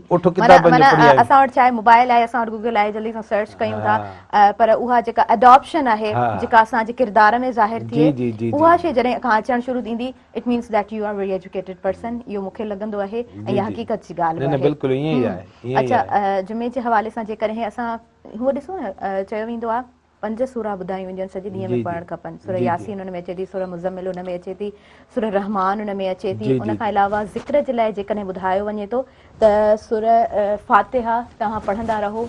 जुमे जे ॾींहं जे हवाले सां कहिड़ी सूरह पढ़णु खपे? हूअं त सॼो क़ुरान पाक बरकत आहे, पर अलहम्द शरीफ़ जी वॾी ख़ासियत आहे। ऐं अलहम्द शरीफ़ माना अलाह तबारक व ताला जो हिकिड़ो हमद बि आहे ॼण, ऐं रब खां हिकिड़ी दुआ बि आहे, इहदिन सिरातल मुस्तक़ीम सिरातल लज़ीना अनअमत अलैहिम गैरिल मग़दूब अलैहिम वलद्दालीन। माना ए रब साईं असांखे उन्हनि माण्हुनि जे माना रस्ते ते हलाए जिन ते तुंहिंजो रहम आहे, जेके सिधे रस्ते ते हली रहिया आहिनि। त उन सूरत ऐं सूर फातिहा तव्हां हर मानी खाइण खां बाद में सूर फातिहा पढ़ी छॾियो। इहा बि हिकिड़ी दुआ आहे, तव्हां माना रब जी शुक्रिया अदा कई। बेशक। अच्छा, भला विसवसनि खां इंसान कीअं बचे? हज़ारे विसवसा अचनि था। जी ॿी जी ॻाल्हि त जेकॾहिं तव्हां हिकिड़ो कॉन्सेप्ट असां में आहे, सभिनी में आहे, जी जी त नज़र जेका लॻंदी आहे, इंसान जे अंदर में विसवसो हिकिड़ो पैदा जी थी जी वेंदो आहे त जी शायदि मूं ते का नज़र आहे। जी जी जी उन विसवसनि खां भला कीअं बचिजे? उन जे लाइ आयतुल कुर्सी आहे, उहा तव्हां पढ़ी पाण जे मथां फूके छॾींदव, या जेके सूर नास आहे, सूर फलक आहे, चार कुल में हा 4 कुल जेके आहिनि इहे पढ़ंदव, तव्हां पाण ते फूके छॾींदव ऐं रब खां पनाह घुरंदव, मालिक साईं तूं असांखे पनाह ॾे हर बला खां, हर मुसीबत खां, हर नज़र हाइण वारे माण्हू खां। शायदि ख़ूबसूरत शइ त पसंदि ईंदी आहे ऐं उहो दिलि मां बि उन जे लाइ माना निकिरंदी आहे। उन में बि सम्झो वाखाण मुंहिंजे रब जी, ॿिए कंहिंजी तकलीफ़ उहा कान्हे का, भली इंसान हुजे, जानवर हुजे, गुल हुजनि, फसल हुजनि, बाग हुजनि, बाग़ीचा हुजनि, का बि हिकिड़ो पाण का बि शइ न ठही अच्छा, आहे। मूंखे वरी अट्रैक्शन जेके पोइ उहे ॿार हुजनि नंढड़ा हा, हा, मासूम, या बिल्कुलु। कंहिं जानवर जा बचड़ा हुजनि, बिल्कुलु। उहे बि ॾाढा मासूम न लॻंदा, उहो त आहे, ख़ूबसूरत पर लॻंदा। माना उन खां हा, अॻु हा, में हा, बिल्कुलु। माण्हू कोशिशि करे माशाअल्लाह चई जी छॾे जी त बिल्कुलु, अलाह तोखे तव्हां रखे। सही चओ पिया। असां लाइव कॉलर जी आहिनि, जी जी सो हुननि खे पाण शामिल कंदासीं। हलो, अस्सलाम वालेकुम। वालेकुम अस्सलाम व रहमतुल्लाहि व बरकातहू। ऐं अवांखे दीवा भली मंसूर मोहम्मद चौधारी रहीम यार खान का भेण। जी जी, ऐं तव्हांखे भली कार चवां थी, कीअं आहियो? ठीकु आहियो? महिरबानी अल्हम्दुलिल्लाह दी शुक्र आहे अल्लाह साईं जी महिरबानी। ज़बरदस्त। अच्छा, तव्हां छा चवणु चाहींदा अॼु जे प्रोग्राम जे हवाले सां? हा जी, सुठो प्रोग्राम हले त जुमे जो ॾींहुं आहे, अधे हमदे बारी ताला बि ॿुधाई, हाणे अधे के फरमाइश करूं था त नात शरीफ़ असांखे ॿुधाइनि, मालूद शरीफ़ ॿुधाइनि। बिल्कुलु बिल्कुलु, असां तव्हांजी फरमाइश खे पूरो कंदासीं। तव्हांजी महिरबानी, प्रोग्राम में तव्हां शामिलु थियो। व्यूअर्स, प्रोग्राम अव्हांजे लाइ असां नशर कंदा आहियूं ऐं अव्हांखे वेलकम चवंदा आहियूं। कोशिशि हूंदी आहे तव्हांखे असां शामिलु करियूं, सुठियूं सुठियूं ॻाल्हियूं कंदा आहियो त अञा वधीक सुठो लॻंदो आहे। जुमे जो ॾींहुं आहे, जेकॾहिं नात बि तव्हां ॿुधाइणु चाहियो था त आउं तव्हांखे वेलकम चवंदसि, असां अव्हांजी नात बि ॿुधाईंदासीं। अच्छा, हिकिड़ी ॿी ॻाल्हि, अव्हांजो ख़ूबसूरत आवाज़ु आहे, अव्हां अचण बि चाहियो था असांजे प्रोग्राम में, तॾहिं बि असां तव्हांखे वेलकम चवंदासीं। सो अव्हां खां पुछणु चाहियां पई, कूड़ ऐं सच जी जेकॾहिं डेफिनेशन अव्हांजे तरफ़ खां हूंदी त कीअं हूंदी? सच सच आहे, कूड़ कूड़ आहे। कूड़ हणण वारे जे मथां या कूड़ ॻाल्हाइण वारे जे मथां अलाह तबारक ताला जो नाराज़ पियो आहे। ऐं सच उहा शइ आहे जंहिंमें कुदरत तव्हांजो साथ ॾींदी। भली वक़्ती तौर ते कूड़ अव्हांखे परेशान करे, पर जॾहिं सच साबित थी वेंदो त तव्हांजा जेके बि माना तव्हांजे ख़िलाफ़ या जेके बि साज़िशूं हूंदियूं कूड़ियूं, उहे नेस्तो नाबूद थी वेंदियूं। सच हमेशह ॻाल्हाइजे। सच ॻाल्हाइण बि हिकिड़ी इबादत आहे। माना फ़र्ज़ु कयो का बि शइ तव्हां कंहिंखे सच चवंदव, भली हुनखे बुरी लॻे, पर उन ते हू माना सोचींदो, भली ओॾी महिल तव्हांखे तव्हां सां नाराज़ बि थी वञे, पर उहो सचाई हुनखे महसूसु थींदी त हीअ जेका असांखे जोयो साहिब आहे जेका हीअ ॻाल्हि चई असांखे, इन में हक़ीक़त आहे। अंदर जो इंसान तव्हांजे उन सच खे उजागर कंदो हुनजे सोच में। सच जी इहा हिकिड़ी अहमियत आहे ऐं सच ॻाल्हाइण वारे सां रब जो बि प्यारु आहे, माण्हुनि जो बि प्यारु आहे। तव्हां ॾिसंदो त कोई माण्हू अहिड़ा हूंदा आहिनि कमिटेड माण्हू जेके ॻाल्हि कंदा आहिनि, कमु कंदा आहिनि, त माण्हू छा चवंदा आहिनि, अदा इहो आहे यार सचो माण्हू, जे चयो अथई त कंदो, ऐं जे न चयो अथई त इहो कूड़ो न अथई, माना कूड़ न ॻाल्हाईंदो आहे। पर जेके माण्हू कूड़ हणी ईअं करे माना हेॾो होॾो कंदा, उन जे लाइ भली हुननि सच बि ॻाल्हाइनि, पर घणा ई कूड़नि जी हूंदी त उन जे लाइ माण्हू तारफ़ इहो छॾींदा, भाई इहो वॾो कूड़ो आहे, इहो वॾो शर्ती कूड़ो आहे, इहो इन सवाल ई कोन थो पैदा थिए तुंहिंजो कमु थिए। माना हिकिड़ी शख़्सियत खे बि कूड़ डैमेज करे थो। कोशिशि कयो हर शइ में सचाई रखो। बिल्कुलु, सचाई जी हिकिड़ी वॾी अहमियत आहे। तव्हां बिल्कुलु सही चई रहिया आहियो। ऐं व्यूअर्स, वक़्तु थी वियो आहे न्यूज़ ब्रेक जो, न्यूज़ ब्रेक जी तरफ़ वधूं पिया, वरी जल्दी सां हाज़िर थियूं तव्हांजे पंहिंजे प्रोग्राम सुबह मेराण में हिकिड़े नए गेस्ट सां गॾु।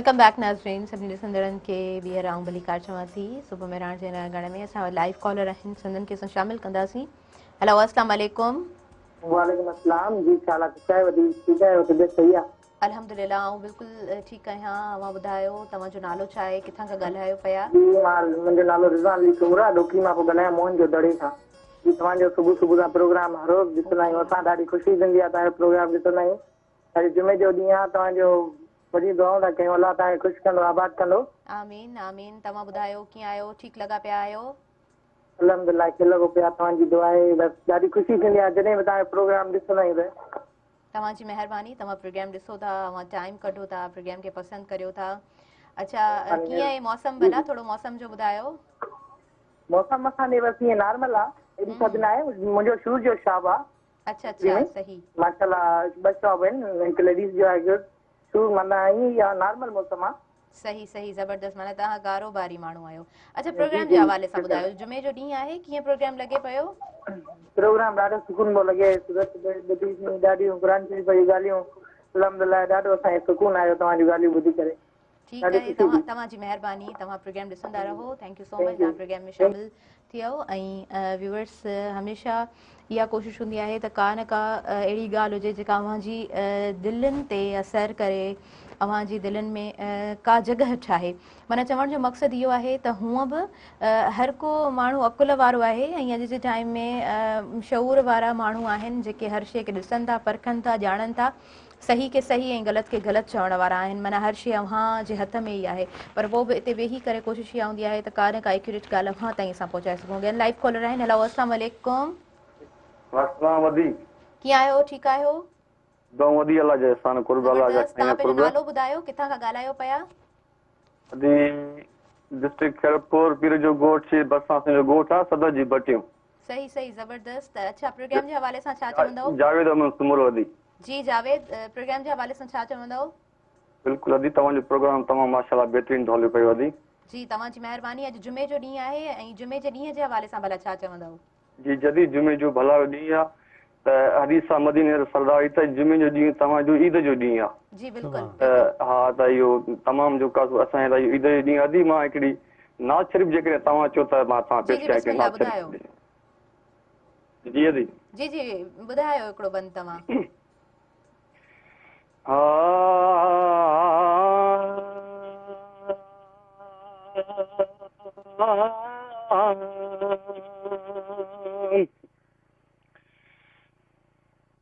मदीने को वञे थो त मूंसां ॻाल्हि करे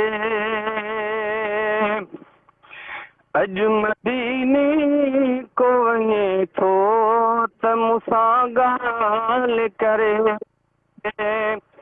मां ॿुधायांसि ॾुखने जो ही सॼो करे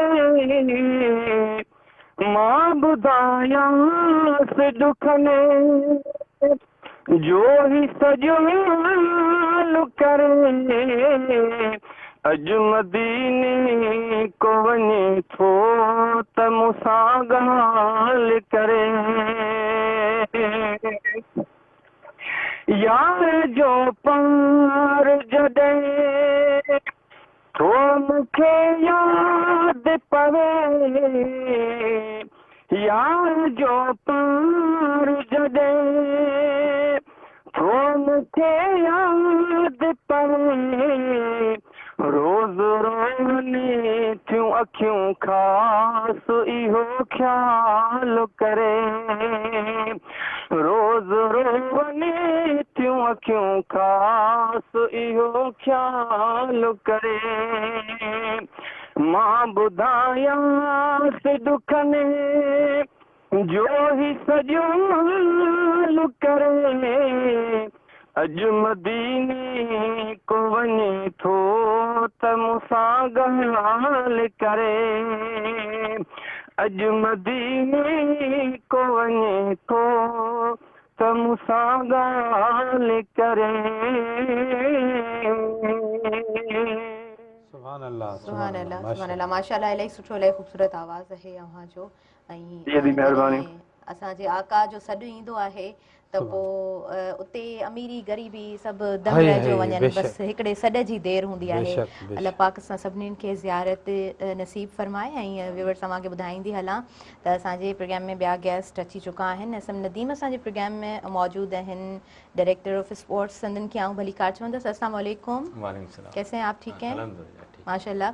अच्छा, काफ़ी दिनों के बाद आज आपकी अपीयरेंस है प्रोग्राम में, क्योंकि वैसे तो हम गेमिंग के हवाले से बात करते हैं। आज पूछूंगी आपसे, जुमे का दिन है, जुमे के दिन को आप कैसे देखते हैं? देखें, जैसे इन्होंने भी बताया हमारे कॉलर ने कि ईद के बराबर होता है ये दिन। जुम्मे के दिन बड़ा मुबारक दिन होता है और अमूमन जो है वो जुम्मे को जो है हम लोग जो है वो एक रूहानियत जो है ना, हमें मकसद एक रूहानी फीलिंग होती है बीइंग ए मुस्लिम के, जो है हम जो इबादत की तरफ जाएँ और हर तरफ से जो है वो जो जुम्मे की तैयारी कर रहे होते हैं बच्चे बड़े जुम्मे की नमाज़ के लिए। वैसे तो नमाज़ पढ़नी चाहिए 5 टाइम की, पर जुम्मे को हम स्पेशली जो है वो तैयारी करते हैं, नए कपड़े भी पहन सकते हैं, तो बड़ा मुबारक दिन है। बस मैं यही कहूँगा कि जुम्मे के दिन जो दुआ की जाती है वो भी जो है अल्लाह ताला बहुत जल्द जो है कबूल फरमाता है।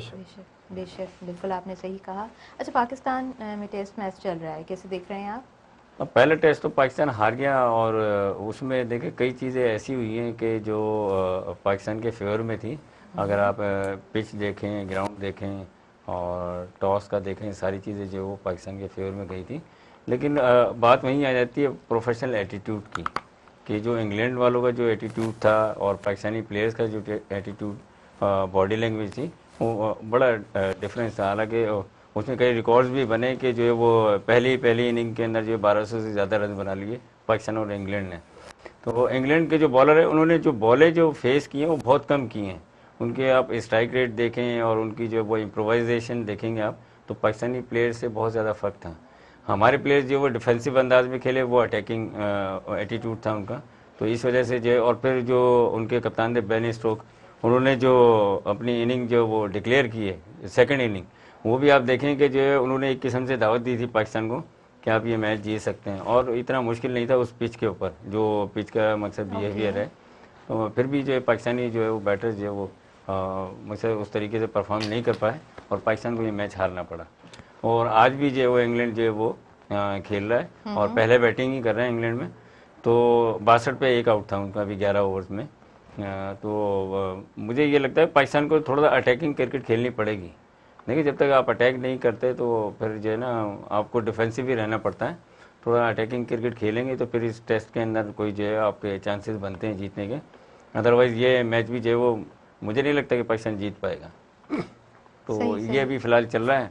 दूसरा ये कि फुटबॉल का वर्ल्ड कप भी चल रहा है कतर के अंदर, वो भी बड़े इंटरेस्टिंग मैचेस हो रहे हैं। 2 जो टॉप की टीमें जो साबिक चैंपियन थी जर्मनी और स्पेन, वो हार गई हैं। जर्मनी तो खैर क्वार्टर फाइनल के लिए क्वालिफाई नहीं कर पाई, प्री क्वार्टर फाइनल के लिए पहले राउंड में बाहर हो गई। स्पेन को जो है मराकश ने जो वो शिकस्त दी है। मराकश वाहिद मुस्लिम कंट्री है जिसने जो वो आगे के लिए क्वालिफाई किया है। अभी मज़ीद जो उनके 8 टीमों ने क्वालिफाई किया है, जिसमें अर्जेंटाइन है और जो फेवरेट टीमें तमाम वही मौजूद हैं। इंग्लैंड है, पुर्तगाल है। सबसे इस वक्त जो टॉप पर चली है वो चल रही है पुर्तगाल की टीम, सही और अपना ब्राज़ील, ये 2 टीमें ऐसी हैं जो बहुत ज़्यादा जो वो फेवरेट मानी जा रही है। लेकिन हमारी दुआएं जो है बीइंग ए मुस्लिम जो है मराकश के साथ है कि वो भी जो है वो कुछ अच्छा करें। सही, बिल्कुल सही। अच्छा, ॿी ॻाल्हि त नाले मिठो मैसर साहब बि असांजे प्रोग्राम में मौजूदु आहिनि ऐं मिस्रीअ जहिड़ो मिठो आवाज़ जे माण्हू जो हुजे, वरी उहो माण्हू मिस्री खाई पोइ ॻाल्हाए त पोइ मुंहिंजे ख़्याल सां ॻाल्हियूं अञा मिठियूं थी वेंदियूं आहिनि। अच्छा, भला अॼु जे ॾींहं ते जेकॾहिं स्पेशली ॿारनि जे हवाले सां ॻाल्हाइजे त भला घर में कीअं माहौल पैदा कजे ॿारनि जे लाइ स्पेशली, त ॿारनि खे गॾोगॾु जेका दुनियावी तालीम आहे उन सां गॾोगॾु दीनी तालीम जे तरफ़ उन्हनि जो लाड़ो वधे। जी, नंढड़नि ॿारनि खे या जेके थोरा माना जेको बि तव्हांजी फैमिली आहे, कम से कम रोज़ उन्हनि खे का चङी ॻाल्हि तव्हां ॿुधायो। सही। पोइ चाहे उहा हदीस हुजे, चाहे उहा अक़वाल ज़रीन जे हिसाब सां कंहिं बुज़ुर्ग जा के कौल हुजनि, का असाबा किराम जी का ॻाल्हि हुजे, का माज़ी जी अहिड़ी ॻाल्हि जेका तव्हां सुठी ॾिठी हुजे या कंहिंखां ॿुधी हुजे, उहा तव्हां उन्हनि खे माना ॿुधायो, जंहिंमां हुननि खे हिकिड़ी आख़िरत जी ख़ुशबू अचे।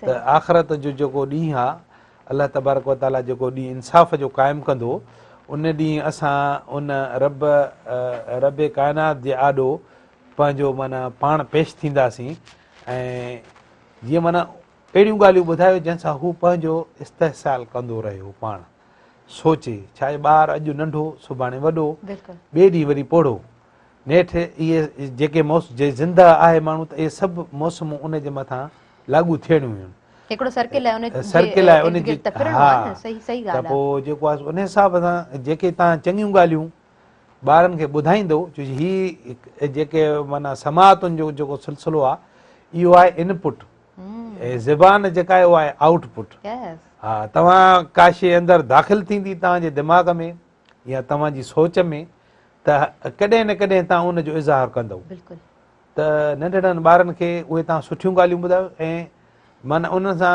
वधि खां वधि इख़लाक़ सां पेश अचो त उहो जेको तव्हांजो किरदारु आहे न उहो हुननि जी माना नशो नुमा कंदो हुननि जी शख़्सियत जी नशो नुमा कंदो इहे शयूं थियनि थियूं नंढड़नि ॿारनि खे सां माण्हू प्यार मोहबत करे उन्हनि खे सुठियूं ॻाल्हियूं सम्झाए सही अच्छा हींअर ॾिसूं न जेको जहिड़े तरीक़े सां स्केजुअल्स सेट हूंदा आहिनि ईयरली एजुकेशनल हवाले सां ॻाल्हि करियां पई त ॿारनि जो हिन टाइम में मोकलूं बि थियण वारियूं आहिनि सो इहो टाइम भला पेरेंट्स कीअं अरेंज कीअं पेरेंट्स अरेंज कनि घर में त ॿारनि खे उहो प्रॉपर माहौल ॾिनो वञे छो त इन जे लाइ ॻाल्हि करियां पई त हूअं पेरेंट्स बि ॾाढो बिज़ी रहंदा आहिनि अॼुकल्ह जे टाइम में ॿार खे प्रॉपर तरीक़े सां उहो टाइम न पियो मिले न जी जी जी जी बसि पोइ ॿार पंहिंजो टाइम पाण कढी था वठनि वरी पंहिंजूं एक्टिविटी जाचनि था जेके माण्हू ॻोठनि में रहनि था उहे ॻोठाणियूं रांदियूं खेॾनि था उन्हनि ॾींहंनि में जेके ॿार शहरनि में माना रहनि था ऐं वाईफाई जे माना ज़ेरे असरु आहिनि उहे वरी वर्ल्ड लेवल ते पंहिंजूं गेमूं चूज़ करे था वठनि ऐं अलाए केतिरियूं एप्लीकेशन्स आहिनि जेके मोबाइल ते या कंप्यूटर ते तव्हांखे मिलंदियूं त पोइ ओड़े हिसाब सां उहे ॿार पंहिंजो मैनेज कनि था अच्छा माउ पीउ जी छांव त थधी छांव आहे न उनजे अंडर में जेकॾहिं चेक एंड बैलेंस हुजे त मुंहिंजे ख़्याल सां अञा वधीक ॿार सुठे तरीक़े सां अॻियां वधी सघे थो वक़्तु साही जो थी वियो आहे असां साही जी तरफ़ वधूं पिया वरी जल्दी सां हाज़िर थियूं तव्हांजे पंहिंजे प्रोग्राम सुबुह मेहरान में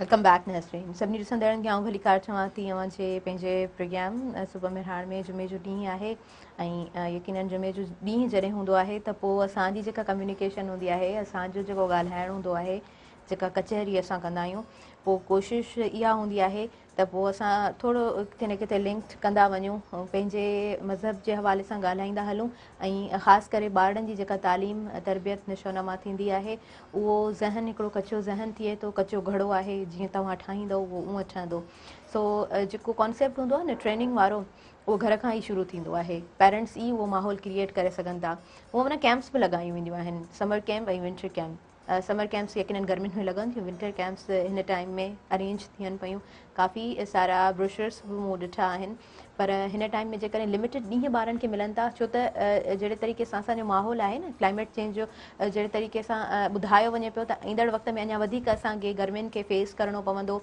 त माहौल जी तब्दीली त आहे ऐं उन तब्दीली खे असां सभिनीनि खे फेस करिणो आहे त ईंदड़ वक़्त में जेके गर्मियूं थींदियूं उन में अञा वधीक ॿारनि खे गर्मियुनि में छुटियुनि जा ॾींहं जेके मिलंदा मोकलुनि जा ॾींहं मिलंदा उन में वरी अञा वधीक जेको आहे सो प्लानिंग्स हलंदियूं आहिनि डिफरेंट ऑर्गेनाइज़ेशन्स जूं त कहिड़े तरीक़े सां असां जेको आहे सो हिन टाइम खे सुठे टाइम में कन्वर्ट करियूं या ॿारनि खे बिज़ी रखण जे लाइ डिफरेंट जेके बि कैंप्स लॻंदियूं आहिनि उनजो हिकिड़ो पंहिंजो सेटअप हूंदो आहे विंटर कैंप्स में बि ईअं ई थींदो आहे विंटर जा जेके बि छुटियुनि जा मोकलुनि जा ॾींहं मिलंदा आहिनि त उन में बि डिफरेंट एक्टिविटीज़ रखियूं वेंदियूं आहिनि पर मुंहिंजो इहो ख़्यालु आहे त लिमिटेड ॾींहं हूंदा आहिनि 10 खां 15 ॾींहं मैक्सिमम 15 या 10 ॾींहं हूंदा आहिनि त उन टाइम में स्पेशली जेके पेरेंट्स आहिनि जेके घणो बिज़ी रहंदा आहिनि जिन जो कमुकारु तमामु घणो हूंदो आहे जिन जो टाइम टेबल तमामु लेंदी हूंदो आहे घटि टाइम ॾियनि था ॿारनि खे त कोशिशि हिन टाइम ते कयो त ॿारनि खे तव्हां घणो खां घणो वक़्तु ॾियो घणो खां घणो टाइम ॾियो ऐं घटि ॾींहंनि में घणो ॿारनि खे सम्झी सघो ऐं यकीनन अव्हां जा ॿार आहिनि ऐं उन्हनि खे अव्हां ई वधीक सम्झी सघो था उन्हनि जे ज़हन ताईं रसाई अव्हां जी ई मुमकिन आहे उन्हनि जी ज़हनियत खे तव्हां ई सम्झी सघो था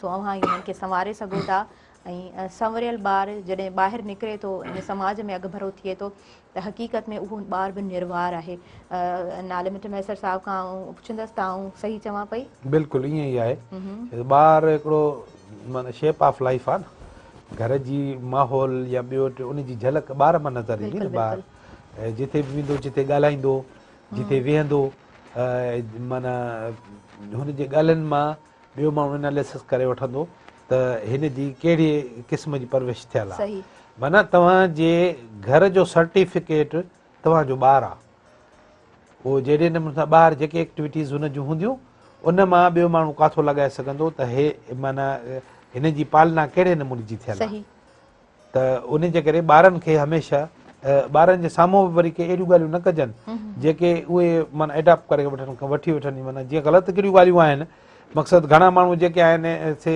अहिड़ियूं माना ॻाल्हियूं कंदा आहिनि जेके माना सम्झो न करणु खपनि हिकिड़ी ॿाहिरि जी ज़िंदगी ॿाहिरि जी ज़िंदगी त पंहिंजी हिकिड़ी आहे माना हिकिड़ी उहे साॻियूं ॻाल्हियूं माण्हू घर में जेकॾहिं करे या कुझु जेके हुन जूं एक्टिविटीज़ आहिनि सुठियूं एक्टिविटीज़ ॿारनि जे साम्हूं तव्हां कयो त जीअं तव्हांजो ॿारु पॉलिश थी ॿाहिरि निकिरे हिकिड़े हीरे जी सही ऐं उन हीरे खे यकीनन तव्हां पाण ई तराशे सघो था सो इन में वॾे खां वॾो जो किरदारु आहे उहो वालिदैन जो आहे भला उते ई जेकॾहिं उस्ताद जी ॻाल्हि कजे त उस्ताद जो भला कहिड़ो किरदारु थिए थो उस्ताद जो किरदारु पीउ माउ जेॾो ई आहे उस्ताद उहो आहे जेको पट खां खणी आसमान ते पहुचाए थो उन जो नालो उस्ताद आहे उस्ताद जो एतिराम करणु खपे और उस्ताद हिकिड़ो समुंड आहे शागिर्द खे खपे त समुंड मां जेतिरो बहर मां पी सघे पीए जीअं उस्ताद चवेसि ईअं करे उस्ताद माना वॾो किरदारु आहे जिन जा उस्ताद कामिल आहिनि उहे अॼु अलाए किथे आहिनि भली कहिड़ी बि फील्ड में हुजनि भली उहे रांदि में हुजनि भली उहे जेको आहे सो पढ़ण में हुजनि भली उहे जेको आहे कहिड़ी बि फील्ड में जंहिंजो उस्ताद कामिल आहे ऐं हुन उन ते महिनत कई आहे ऐं शागिर्द उन खां पिरायो आहे दिलि व जान सां अच्छा ईअं बि चयो वेंदो आहे जेके उस्ताद आलिम आहिनि उन्हनि जा शागिर्द वरी कामिल थियनि था दुनिया में अहिड़े तरीक़े सां निर्वार थियनि था अॻियां अचनि था ऐं हक़ीक़त में उहा वरी ख़ुशी उन उस्ताद जे लाइ आहे त जंहिंखे मुंहुं सजायो जंहिंखे मुंहुं सवारियो अॼु उहो जेकॾहिं दुनिया में निर्वार थिए थो त हक़ीक़त में उनजी जेका बैक आहे उनजी जेका सपोर्ट आहे उनजी जेका महिनत आहे उनजो उस्ताद आहे असम नदीम साहिब खां बि आउं पुछंदसि त अॼुकल्ह जे टाइम में असां इहो ॾिसूं था त काफ़ी सारियूं फील्ड्स आहिनि पर उन जे बावजूद बि काफ़ी जॻहियुनि ते स्टूडेंट्स खे ॿारनि खे रिस्ट्रिक्टेड कयो वेंदो आहे त तव्हांखे फलाणी फील्ड चूज़ करनी है ये कॉन्सेप्ट कब ख़त्म होगा क्या समझते हैं आप देखिए पहले तो साईं ने बात की कि जो वो हम सुनते हैं ठीक है ना वो एंटर होता और आउटपुट की इनपुट और आउटपुट की बात की तो ये असल में मेडिकल पॉइंट ऑफ व्यू से हमारी जो ब्रेन है ना ब्रेन इसके 6 एरियाज होते हैं मुख्तलिफ ठीक है 6 सेंस जिसे हम कहते हैं ठीक है उसमें जो वो सुनने का है ठीक है बोलने का ब्रोकाज एरिया होता है ठीक है टेस्ट एंड स्मेल एरिया होता है सूंघने का ये थोड़ी देर के लिए एक्टिव रहता है तो जो हमारा ब्रेन है ना ये असल में ये प्रोसेसर है जैसे कंप्यूटर में हम कोई भी की को एंटर करते हैं फिर वो प्रोसेस होता है फिर वो स्क्रीन पर आउटपुट हो जाता है तो ऐसे ही जो है ये हमारा असल सारा गेम है दिमाग का कि जितने आप हेल्दी तौर पर साउंड होते हैं ठीक है ना उतना ही आपकी हर चीज़ जो है वर्क जो है बहुत अच्छा करती है और वर्कआउट बहुत अच्छा मिलता है हमें और दूसरी जो आपने बात की कि जैसे रिस्ट्रिक्ट कर देते हैं हम लोग बच्चों को हाँ बिल्कुल ऐसे ही है देखें आप बीइंग ए पेरेंट जो है वो पहले भी आप लोग डिस्कस कर रहे थे कि जो वो अच्छे वालिदैन का और अच्छे उस्ताद का जो वो रिफ्लेक्शन जो है आपके बच्चे में नजर आता है क्योंकि आप एक हाथ में बच्चे को मोबाइल दे देते हैं कि इसमें देखो वो दुनिया को देखता है काफी सारी फील्ड्स देखता है ऊपर से आपका प्रेशर होता है कि नहीं तुम्हें वहाँ नहीं जाना है ये फील्ड तुम्हें चूज डॉक्टर बनना है इंजीनियर बनना है या ये बनना है असल में बच्चे को आपने लिबर्टी देनी है इस हवाले से कि काफ़ी इस हवाले से मूवीज़ भी बनी है इंडियन ने भी बनाई है पाकिस्तान में भी मूवीज़ बनी है अब फिर उसकी जो वो कंसंट्रेशन है या उसकी जो दिलचस्पी है उस काम में नहीं होती है कि मैं ज़बरदस्ती अब जैसे मुझे स्पोर्ट्समैन बनना था मेरे फादर मुझे कहीं कि भाई आपको डॉक्टर बनना है ठीक है ना तो मैं अच्छा डॉक्टर तो नहीं हो सकता अच्छा स्पोर्ट्समैन हो सकता अगर किसी को डॉक्टर बनना है और मैं उसको बोलूँगा आप जाके ग्राउंड में जाकर खेलें या इंजीनियर बन जाए तो वो उस चीज़ को अप्लाई नहीं कर पाएगा अपनी लाइफ के अंदर वो हमेशा डिस्टर्ब रहेगा जैसे ना कि वो नीम हकीम खतरा जान और नीम मुल्ला खतरा ही मान तो वो उस बच्चे की भी वही मिसाल होगी कि वो जो है ना हाफ हार्टेड काम करेगा जो भी काम करेगा उसमें उसकी दिलचस्पी नहीं होगी तो एक सक्सेसफुल पर्सन बनने के लिए या आदमी बनने के लिए आपको उसको बच्चे को जो है बिल्कुल पूछना चाहिए कि भाई आप जो किस फील्ड में जाना चाहते हैं, कहाँ पर, और बीइंग ए पेरेंट और उस्ताद हमने उनको एंटरटेन करना है, उनको फैसिलिटेट करना है कि भाई आपने जो है इस फील्ड में जो है बहुत आगे जाएं और जो हमसे हो सकता है हम आपको फैसिलिटेट करेंगे। और उनको अगर एडमिशन करवाना है या कोई ऐसी फील्ड में लेकर जाना है तो उनको हर तरीके से जो है सहूलतें देनी पड़ती हैं और वो देनी चाहिए वालिदैन को। तो फिर बच्चा जो है वो आप देखेंगे वो ग्रो भी करेगा, वो मेंटली तौर पे भी जो है वो साउंड रहेगा और फिजिकली तौर पे भी, और अपने काम में भी फोकस होगा। बिल्कुल बिल्कुल यही है। अच्छा, मैं आपसे भी पूछूं कि आप अपने घर में कितना टाइम देते हैं? मैं बस टाइम कम ही होता है क्योंकि ऑफिस फिर और दूसरे अफेयर्स होते हैं मेरे। स्पोर्ट्स की एक्टिविटीज़ बहुत ज़्यादा होती हैं, कभी कराची, कभी इधर, कभी वहाँ। यूनिवर्सिटीज़ की टीमें हैं, सिंध की टीमें हैं, उनके साथ भी एफिलिएशन होती है मेरी। हर दिन आपके स्टेटस भी होते हैं? हाँ बिल्कुल। तो असल में मैं बच्चों को ज़रूर टाइम देता हूँ। जो मेरे बच्चे हैं उनको मैं 1-2 घंटे बिठाता हूँ और उनके जो भी इश्यूज़ हैं, डेली के इश्यूज़, वो ज़रूर सुनता हूँ कि भाई आज क्या हुआ, टीचर ने क्या कहा, या मेरा बेटा खेलता है जैसे, उसका मैं पूछता हूँ आपने ट्रेनिंग कैसे की। डेली की मेरी रूटीन है कि मैं घर जाता हूँ सबसे पहले उनसे ही पूछता हूँ कि भाई आज आपने क्या क्या किया। अच्छा, चेक एंड बैलेंस है? हाँ बिल्कुल। देखिए उससे एक इंटरेक्शन रहता है, बीइंग ए पेरेंट आपका जो है बच्चों के साथ इंटरेक्शन रहता है और बच्चे आपकी रेस्पेक्ट भी करते हैं। जब आप देखें हम इंसान हैं, अगर हम किसी पर तवज्जो नहीं देंगे तो फिर वो मुसलसल इग्नोर होते होते वो फिर हमसे जो है वो दूर होता जाएगा। तो बच्चों को हमने बीइंग ए पेरेंट्स जो है वो टाइम ज़रूर देना है, 1-2 घंटे, चाहे वो किसी भी माहौल में दें आप उनको, चाहे होटलिंग करा दें या घर के अंदर कोई कुकिंग कर लें या कोई गेम खेल लें उनके साथ, या उनके साथ डिस्कशन कर लें, कोई अच्छी मूवी देख लें जिसमें लेसन हो कोई ऐसा। तो वो बच्चों के साथ ज़रूर आपने टाइम देना है बीइंग ए पेरेंट, चाहे वो वालिद हो या वालिदा हो। नहीं तो आपके बच्चे देखते हैं बहुत से बच्चे जो वो क्राइम की तरफ चले जाते हैं, मुंतशिर माइंड होते हैं, वो इसी वजह से होते हैं कि उनको अटेंशन चाहिए होती है वालिदैन की और वालिदैन उनको अटेंशन दे नहीं पाते हैं, उनकी तरफ मतलब तवज्जो नहीं देते हैं, जिसकी वजह से बच्चों की जो है माइंड डाइवर्ट हो जाती है। सही, बिल्कुल आपने सही कहा। अच्छा, मूंखे ईअं बि लॻंदो आहे त जेके इंसान जा अख़लाक आहिनि हितां खां बिगड़ण बि शुरू थींदा आहिनि। बिकॉज़ हिकिड़ी तव्हांखे सही शइ प्रॉपर वे में मिलंदी अचे त पोइ ज़हन बिल्कुलु सही हूंदो आहे, फ्रेश हूंदो आहे। जेको इंसानी ज़हन आहे न उहा अजीब शइ आहे। जेकॾहिं प्रॉपर वे सां हर शइ तव्हांखे सही मिले थी, सवले तरीक़े सां मिले थी, देन यू आर मेंटली फिट। पर जेकॾहिं उन में बिगाड़ पैदा थिए थो त पोइ तव्हां किथे न किथे यकीनन तंग थियो वञो, डिस्ट्रैक्ट थियो वञो। ऐं तमामु घणो इंसानु जेको आहे सो पंहिंजी ज़िंदगी में काफ़ी अहिड़ा स्टेप्स हूंदा आहिनि जेके खयो वञे, ऐं उहे शयूं जॾहिं रिपोर्ट थींदियूं आहिनि त पोइ असांखे इलाही रियलाइज़ थींदो आहे त आख़िर असांजी सोसाइटी में ईअं छो आहे। पर ईअं छो आहे हुनजो बि आंसर मूं वटि आहे। मां सम्झां थी त रूट लेवल ते जेको असां वटि कमु न कयो वेंदो आहे उनजे करे ईअं थींदो आहे। माना जेकॾहिं आउं हितां निकिरां थी हिन स्टूडियो मां त अॻियां हिकिड़ो स्कूल आहे, हुन खां पोइ मां अॻियां वञां थी त मूंखे कुझु स्कूल्स नज़र ईंदा ऐं मूंखे ख़बर आहे त कहिड़ा कहिड़ा स्कूल हिन एरिया खां पोइ मिलंदा। माना एतिरा सारा एजुकेशनल इंस्टीट्यूट्स तव्हांखे मिलंदा, एतिरा तव्हांखे स्कूल्स मिलंदा। उनजे बावजूदि बि जेकॾहिं असां कैरियर काउंसलिंग जी ॻाल्हि कयूं त ॿार दाहींदा आहिनि त न असांखे सही राह ॿुधाइण वारो कोई न आहे, या असां कुझु करणु चाहियूं था त असांखे कोई डिस्टर्ब करण वारो आहे, ऐं उहे डिस्टर्ब करण वारा वरी पेरेंट्स ई हूंदा आहिनि। सो ॿार खे तव्हां ऑब्ज़र्व कयो, जेको करणु चाहे थो उहो तव्हां करणु ॾियो। असां नात ॿुधंदासीं नाज़ मिट मैसर साहिब जिन खां। सो संदन जेका चूंड हूंदी आहे हमेशह मुनफ़रिद हूंदी आहे, हमेशह माना वारी हूंदी आहे, ऐं माना ईअं चवां थी त दिलनि खे सुकून बि मिलंदो आहे।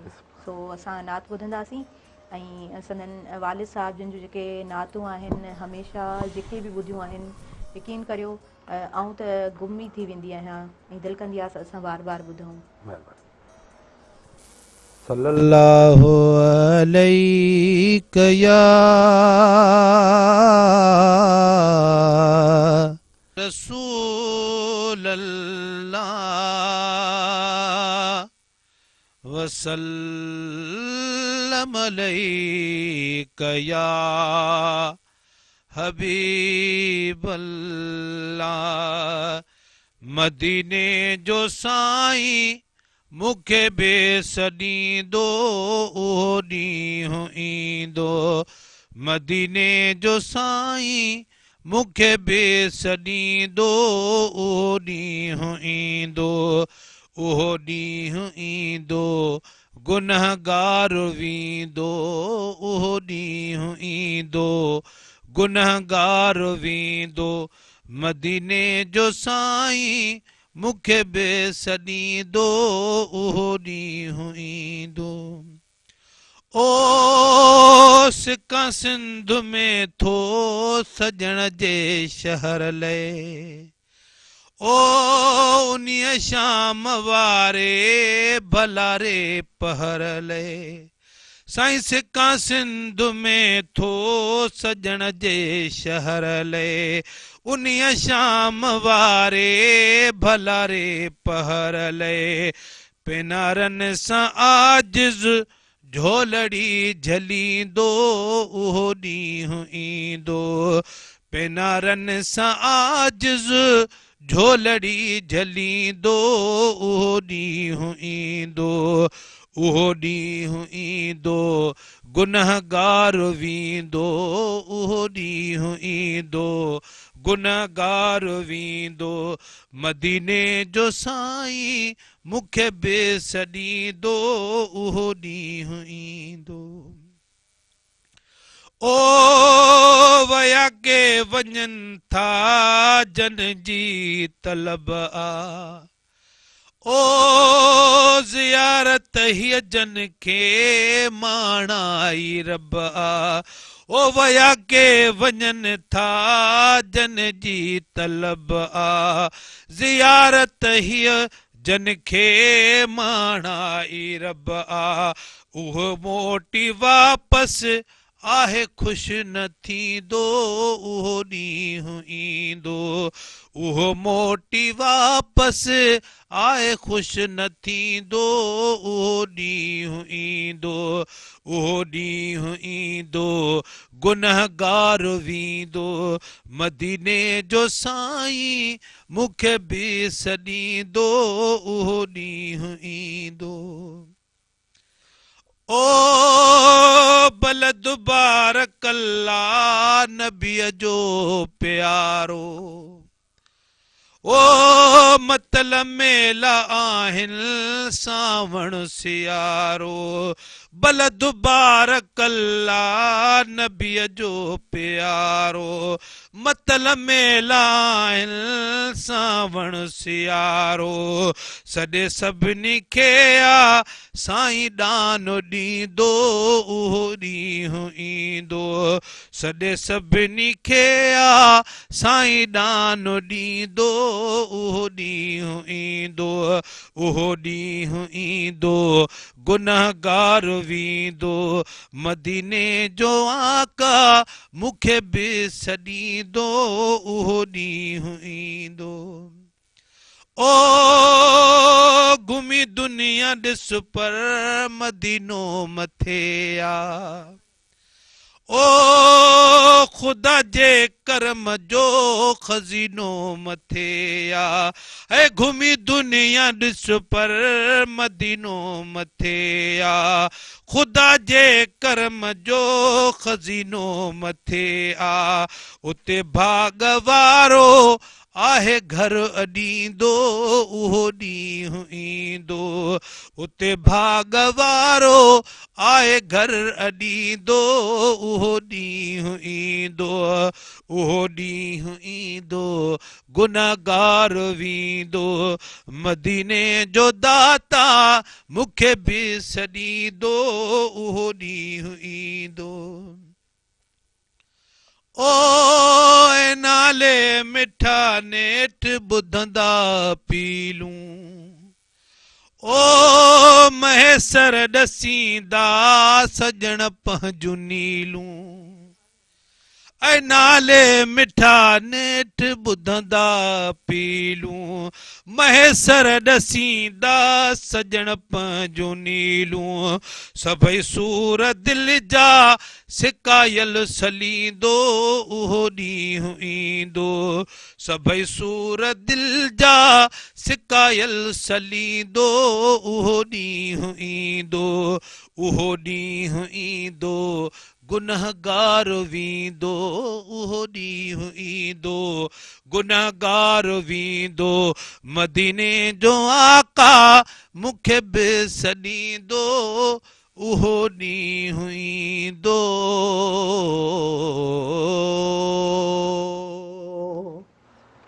सुभान अल्लाह माशाल्लाह इलाही सुठो इलाही ख़ूबसूरत आवाज़ हमेशह जीअं सुठी हिकिड़ी तहरीर आहे अव्हां जी ऐं उहा तहरीर जॾहिं असां ताईं अचे थी जॾहिं असां ॿुधूं था त हक़ीक़त में तमामु सुठो लॻंदो आहे ऐं ईअं ई तव्हां लिखंदा रहो ईअं ई तव्हां पढ़ंदा रहो खोड़ सारियूं अव्हां जे लाइ बि दुआऊं आहिनि थोरो मूंखे ॿुधाइजो जॾहिं तव्हां लिखंदा आहियो उन टाइम ते कहिड़ी कैफ़ियत हूंदी आहे माना हिकिड़ी त सिक हूंदी आहे हबीबन करीमन जी असल में थोरो उहो बयानु करियो शाइरी जी उहा सिनफ़ आहे जी पाण इन ते ॻाल्हायूं था वक़्तु थी वियो आहे ब्रेक शो व्यूअर्स ब्रेक जी तरफ़ वधूं पिया और जल्दी सां हाज़िर थियूं तव्हां जे पंहिंजे प्रोग्राम सुबुह मेहरान में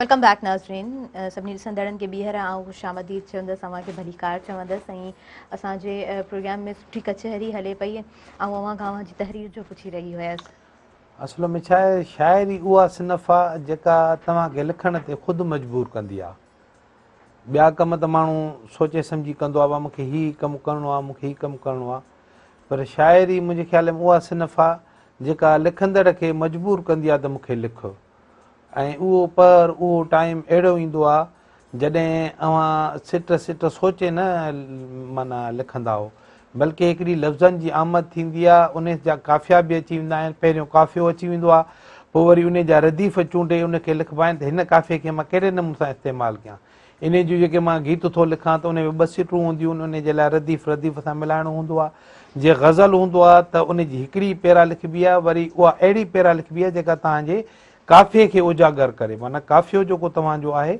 उहो माना सम्झो के फुट ऑफ पोएट्री माना काफ़ियो जेको आहे उहो तव्हांजो माना हिकिड़ो पेर आहे जंहिंजे मथां तव्हां सॼी बिल्डिंग तामीर कयो था हिकिड़ो शेर मुकमल तव्हां लिखो था उन जो जेको मेन जेको माना हिकिड़ो आहे लफ़्ज़ उहो आहे काफ़ियो जीअं भलो छलो मलो अहिड़े नमूने सां इन अहिड़ा काफ़िया तव्हांजे दिमाग़ में ईंदा जेको अज़ ख़ुदि ईंदा पोइ उन जे लाइ तव्हां चवंदो हाणे मूंखे हिन मिसरा में हीउ काफ़ियो इस्तेमालु करिणो आहे पर इन जे लाइ मां छा चवां जो फिरी वरी इन ते अचे त मुंहिंजो हिकिड़ो माना जेको मुंहिंजी चवणी आहे उहा उनजो तसलसल बि न टुटे ऐं माना हिकिड़ो सिलसिलो मुंहिंजो ॻंढियल हुजे चैन सां चैन ॻंढियल हुजे शाइरी अहिड़ी सिनफ़ आहे जेका माना कुदरती हिकिड़ी महिरबानी आहे जेके माना जेके लेखक आहिनि उहे इन ॻाल्हियुनि खे माना ख़ुदि सम्झाइनि माना फ़र्ज़ु कयो उहा भली नसरी शाइरी हुजे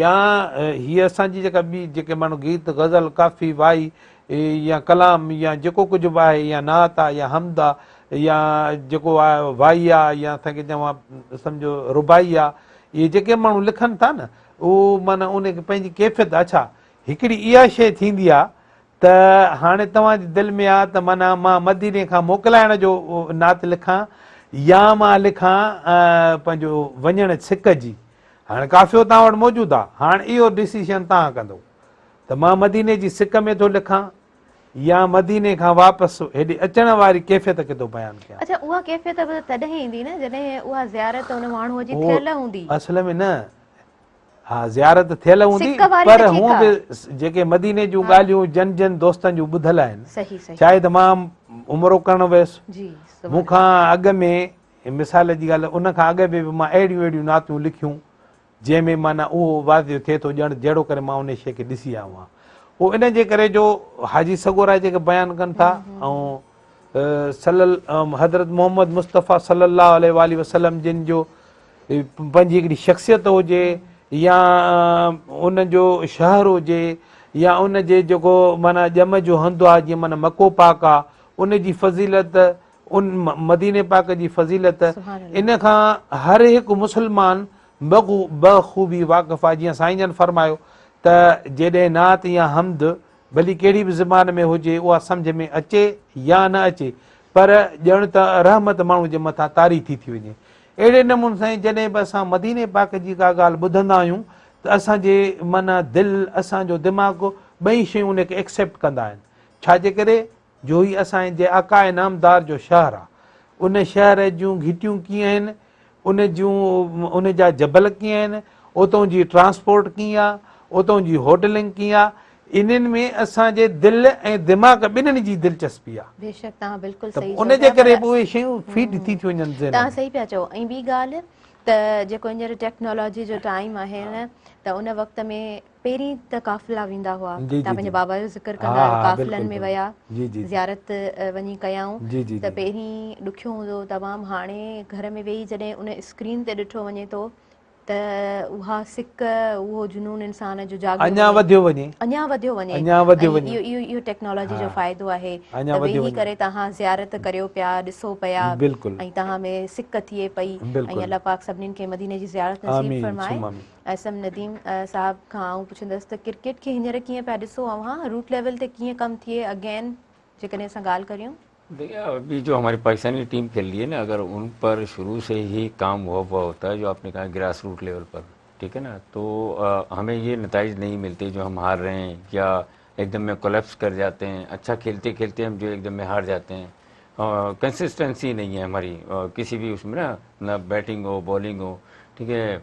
हमने पहले भी प्रोग्राम हुआ था यहाँ पर स्पोर्ट्स आवर मेरान टीवी पर, तो उसमें डिस्कस किया था कि हारिस रऊफ जो है उसको अर्ली आपने जो वो टेस्ट में खिला दिया।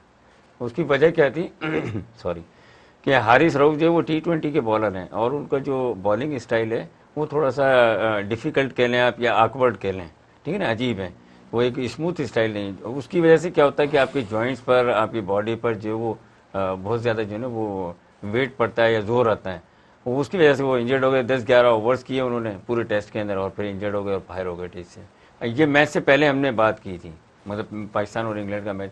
तो ऐसे ही आपने जो ग्रास रूट लेवल पर है उनके साथ आपने क्या करना है कि अच्छे फिजिकल ट्रेनर लगाने, अच्छे कोचेज़ लगाने, ठीक है, अच्छे एनालिस्ट लगाने, अच्छे फिजियो लगाने, उनको आप वही माहौल दें जो एक इंटरनेशनल लेवल का होता है। तो फिर आप देखें कि जो है मतलब पीसीबी के पास हर चीज़ अवेलेबल है, उनके पास रिसोर्सेज भी हैं, फंडिंग भी है, ठीक है ना, ग्राउंड्स भी हैं, लोग भी हैं, हर चीज़ मौजूद है।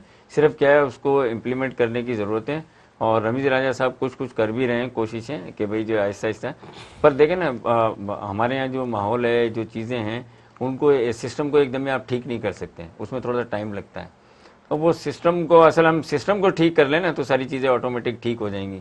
अब हम क्या करते हैं कि टॉप वाले को तो ठीक नहीं करते, हम नीचे से ठीक करना शुरू कर देते हैं। यार जो वर्कर है या बीइंग ए टीचर है या कोई क्लास नहीं लेता, इस टाइप की चीज़ें कर रहे होते हैं कोचेज़। तो आपने जो है वो टॉप से कोई एडमिनिस्ट्रेटर अच्छा बिठाएं, फिर उसका काम है कि वो काम किस तरीके से लेना है, ठीक है ना, उसमें फैसिलिटेट भी करना है काम। जैसे एक कॉलेज के अंदर या एक इदारे के अंदर एडमिनिस्ट्रेटर होता है, कॉलेज में प्रिंसिपल होता है। प्रिंसिपल का अगर मैं एम्प्लॉई हूँ तो वो जो काम लेना चाहेगा मैं करूँगा, क्यों नहीं करूँगा।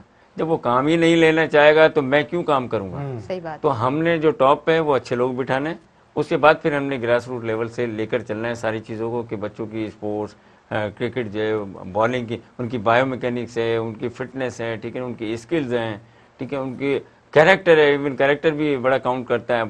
अब कोई बात ऐसी ग्राउंड में हो गई, ठीक है, आप बहुत अच्छे प्लेयर हैं और कोई भी अब आपके जो वो साथी उनसे हो गई या कोच से कोई बात हो गई, ठीक है ना, तो वो आपकी जो परफॉर्मेंस जो है वो एकदम में डिक्लाइन की तरफ आ जाती है। क्योंकि दिमाग आपका जो है, माइंड वो आपका एक्सेप्ट नहीं कर पाता। तो ऐसे ही प्लेयर, कई प्लेयर्स की मिसालें भी हैं, जैसे उमर अकमल हैं, अहमद शहजाद हैं, बहुत टैलेंटेड प्लेयर थे, एक्स्ट्रा ऑर्डिनरी थे, सिर्फ क्या एटीट्यूड प्रॉब्लम था उनका, कभी मैच के अंदर कोई किसी से लड़ जाना, कोई इशू खड़ा कर देना, तो वो देखें आजकल बाहर हैं। तो हमने बच्चों को जो है उनकी कैरेक्टर बिल्डिंग भी करनी है, उनको एथिक्स और एस्थेटिक्स ये दोनों चीज़ें सिखानी है, ठीक है ना। एथिक्स वो एटिकेट्स क्या होते हैं ड्यूरिंग द फील्ड और आउट ऑफ द फील्ड क्या होते हैं, अगर आप घर में तो क्या, ये सारी चीज़ें जो है काउंट करती हैं, फिर एक आप कंप्लीट प्लेयर, कंप्लीट इंसान बनते हैं। अदरवाइज आपके अंदर कहीं ना कहीं जो है खामी या कोताही रह जाती है, जिसकी वजह से आप जो है अपने काम को 100% नहीं कर पाते। सही, आपने बिल्कुल सही कहा। आपने एथिक्स, एटिकेट्स की बात भी की है। तो हमारी एजुकेशन जिस तरह से हम देख रहे हैं, आप देख रहे हैं, उसमें इस चीज़ की कितनी कमी आपको महसूस होती है? बहुत ज़्यादा कमी है, देखें बहुत ज़्यादा कमी है, सॉरी टू से। पहले की तरह के जो टीचर्स थे, ठीक है ना, वो भी अब नहीं हैं। हैं, ऐसा नहीं है बिल्कुल ही नहीं है, हैं, कम हैं, ठीक है ना। वो हमारी जो बच्चों की कैरेक्टर बिल्डिंग या उनकी जो नॉर्म्स के ऊपर या उनकी जो काउंसलिंग के ऊपर कोई फोकस नहीं है। सिर्फ हम आते हैं क्लास में, क्लास ली, 40 मिनट की या 35 मिनट की और चले गए, ठीक है ना। अब उसमें उस क्लास के दौरान बच्चा कैसे बैठा हुआ था, उसकी कंसंट्रेशन कितनी थी, वो कितना मतवज्जो, ये चीज़ें हम नोट ही नहीं करते, बस हमने बोर्ड पे लिया, लिखा टॉपिक और पढ़ाना शुरू कर दिए। तो ये चीज़ें, छोटी छोटी चीज़ें, देखें ना, मैंने पहले भी कहा कि छोटी छोटी चीज़ें मिलकर, कहते हैं ना, कतरा कतरा दरिया बनता है। तो हर चीज़ बच्चे की जो है वो लाइफ के लिए बहुत ज़्यादा ज़रूरी है। उसकी जो है वो मकसद तवज्जो कितनी है, कैरेक्टर क्या है, ये हम कॉलेज स्कूल में भी बच्चों को देना चाहिए, हमें बताना चाहिए। बल्कि मेरा तो ये ख्याल है कि उनकी जो है फिजिकल एजुकेशन की एक क्लास जो है वो, मुझे लगता है कंटिन्यूटी नहीं है हमारे यहाँ। टेस्ट तो चलो अच्छे तरीके से हो जाते हैं, लेकिन ट्रेनिंग्स का जो फुकदान है, टीचर्स ट्रेनिंग्स का, क्योंकि टीओटी का मोस्ट प्रोबेबली आप किसी स्कूल में चले जाएं और रेयरली अगर किसी से पूछ लें, माइट बी पॉसिबल है ये चीज़ कि आपको कोई कह दे कि टीओटी होती क्या है। बिल्कुल, और इस चीज़ का असल में बताया ही नहीं जाता सही तरह से, कॉन्सेप्ट ही नहीं है, त इहा शइ ईअं थींदी आहे। अच्छा, मुंहिंजो हिकिड़ो नंढिड़ो एक्सपीरियंस आहे। मां हिकिड़े स्कूल में वियमि, सिर्फ़ु 2 मंथ्स मां हुते जॉब कई, ऐं उते जॾहिं त वैकेंसी कोन हुई, हिकिड़े नंढे क्लास जी मतिलबु वैकेंसी हुई, जंहिंमें उन्हनि मूंखे चयो तव्हांखे असां एडजस्ट कंदासीं। उन्हनि वर्ड्स यूज़ कया त तव्हांखे एडजस्ट कंदासीं। आई वॉज लाइक ओके, ठीकु आहे, 2 मंथ्स जो टाइम आहे, मुंहिंजो गुज़री वेंदो। त उन में 3 सेक्शन्स हुया, 2 सेक्शन्स हुया। बेसिकली हुननि खे डिवाइडेड करणा हुआ, उन मां ॿार कढी करे 3 सेक्शन ठाहिणो हुयो। त उते जेके 2 टीचर्स हुयूं, उन्हनि उहे ॿार चूंडिया जेके क्लास में बैक बेंचर्स हुया, जिन ॿारनि ते वधीक तवज्जा जी ज़रूरत हुई, ऐं उहे ॿार जिन पहिरीं जेके टीचर्स हुयूं उन्हनि सां घणो वक़्तु गुज़ारियो हुयो। ऐं कुझु उन में ॿार, 3 खनि ॿार हुया जेके स्पेशल ॿार हुया, ऐं उहे सभु ॿार उन्हनि कलेक्ट करे 14 खां 15 ॿार मूंखे ॾिना। 2 मंथ्स में जॾहिं उन्हनि ॿारनि सां मूं वक़्तु गुज़ारियो, त ख़ैर उन्हनि खे मां पंहिंजे तरफ़ खां इलाही सुठो ट्रेन कयो, ऐं ॿार ॾाढो मूंसां कनेक्ट बि थी विया। पर हिकु शइ मूंखे रियलाइज़ थी, ऐं उतां जी एडमिनिस्ट्रेशन सां इहा मूं डिस्कस कई, त जेके टीचर्स ऑलरेडी ॿारनि खे टाइम ॾियनि पियूं, ऐं स्पेशली जेके स्पेशल ॿार आहिनि, त उन्हनि खे डिस्टर्ब न कयो वञे हा, क्लास मां कढी करे अलॻि सेक्शन में न वठियो वञे हा। सो मूंखे लॻे थो त असां वटि इन शइ जो फुक़दान आहे, ऐं उहो रीज़न इन शइ जो आहे त असां वटि टीओटीज़ कोन थियूं थियनि। असां माना वॾी ॻाल्हि भले कयूं, पर रूट लेवल ते असां वटि 0 कमु आहे, जंहिं शइ खे असांखे एक्सेप्ट करिणो पवंदो, इंतकम करिणो पवंदो। टाइम असां वटि घटि आहे। सो एंड में आउं मैसेज जी तरफ़ यकीनन वधंदसि। नालो मैसेज साहिब खां आउं मैसेज वठंदसि, तव्हां असांजे व्यूअर्स खे छा मैसेज ॾींदा? मैसेज इहो आहे त ज़िंदगी में माण्हू कुझु करे ॾेखारे। छो ज़िंदगी अलाह जो हिकिड़ो तोहफ़ो आहे, ऐं हिन मां ॿियनि खे माण्हू हिकिड़ो को फ़ाइदो ॾिए, बल्कि जीअं नुक़सानु न ॾिए। ऐं अॼुकल्ह सॼी सिंध में माना जेका बदअमनी जी उहा बाहि भरियल आहे, ख़ुशूसन असांजी मेहड़ में बि माना गुज़िरियल 2-3 ॾींहंनि खां ॾाढियूं फुरियूं धाड़ा। हिकिड़ो असांजो शेख बरादरी जो हिकिड़ो दोस्त हुयो, उनखे नंढड़ियूं नियाणियूं, इहे सच पुछो मां वीडियो ॾिठी त मुंहिंजे अखियुनि मां लुड़क किरी पिया। उनखे जेको आहे सो उनखां गाॾी बि फरे वियो आहे, उनखे पिस्टल हणी उनखे जेको आहे वीचारे खे शहीद बि करे आहे। त कम अज़ कम अहिड़ा ज़ुल्म माण्हू न करे, जंहिंसां घरनि जा घर, फैमिलियुनि जूं फैमिलियूं तबाह थी वञनि। कोशिशि माण्हू करे, ज़िंदगी मुख़्तसर आहे, उन में जेतिरो थी सघे कंहिंखे ॿिए खे फ़ाइदो पहुचाए। भला फ़ाइदे जी तव्हां सघ नथा रखो त कंहिंखे नुक़सानु न ॾियो। इहे इन खां थोरो अवॉइड कयो, ऐं इन्हनि शयुनि खां थोरो अवॉइड, इहो ई मैसेज आहे। तमामु सुठो, तमामु ज़िंदगी अमुन जो नालो अमुन सां गुज़ारिजे त बहितर। बिल्कुल आवाज़ सही चयो। असल नदीम, मैं आपको भी कहूँगी in the end AAP in short क्या मैसेज देंगे? बिल्कुल, हम इस दुनिया में आए हैं, कोई ना कोई तो मकसद है, अल्लाह ताला ने हमें पैदा किया है, और हम हमेशा दूसरों को ब्लेम करते हैं कि उसने ये कर दिया, उसने ये कर दिया। हम अपनी सेल्फ असेसमेंट नहीं करते। तो जब हम खुद सही हो जाएंगे तो सारे मामला तो ऑटोमेटिक सही हो जाते हैं। तो मेरी सबसे गुजारिश ये है कि हम छोटा छोटा अपना हिस्सा डालें, ठीक है ना, अपने आप को भी ठीक करें, तो हमारे जो इर्द गिर्द का माहौल है, जो मुआशरा है, जो सोसाइटी है, वो ऑटोमेटिक ठीक होना शुरू हो जाएगी। अब मैं सोचूंगा कि वो करेगा तो फिर कोई भी नहीं होगा। बिल्कुल, तव्हां बिल्कुल सही चयो। ऐं व्यूअर्स वक़्त ते पंहिंजी पुॼाणी ते पहुतो। लास्ट में आऊं बि अॼु हिकिड़ो नंढो मैसेज ॾींदसि। मां इहो चवणु चाहियां थी त हर इंसान जी रिस्पेक्ट हूंदी आहे। उहो तव्हांजो भले वर्कर हुजे, नंढे खां नंढो कमु कंदो हुजे, पर उन इंसान जी इज़त ज़रूरु आहे। ऐं जेको अॼुकल्ह जे टाइम में शोहरत ऐं रुतबे मान खे ॾिसी इज़त ॾिनी वेंदी आहे, त उहा हक़ीक़त में माना इहो अव्हां ॿुधाईंदा आहियो त असां पाण छा आहियूं। व्यूअर्स, हींअर मूंखे ऐं मुंहिंजी समूरी टीम खे अव्हां ॾींदव इजाज़त। इंशाअल्लाह सूमर जे ॾियारे ते असां वरी हाज़िर थींदासीं, नवां महिमान, ऐं पाण खोड़ सारियूं ॻाल्हियूं कंदासीं। अला वाही।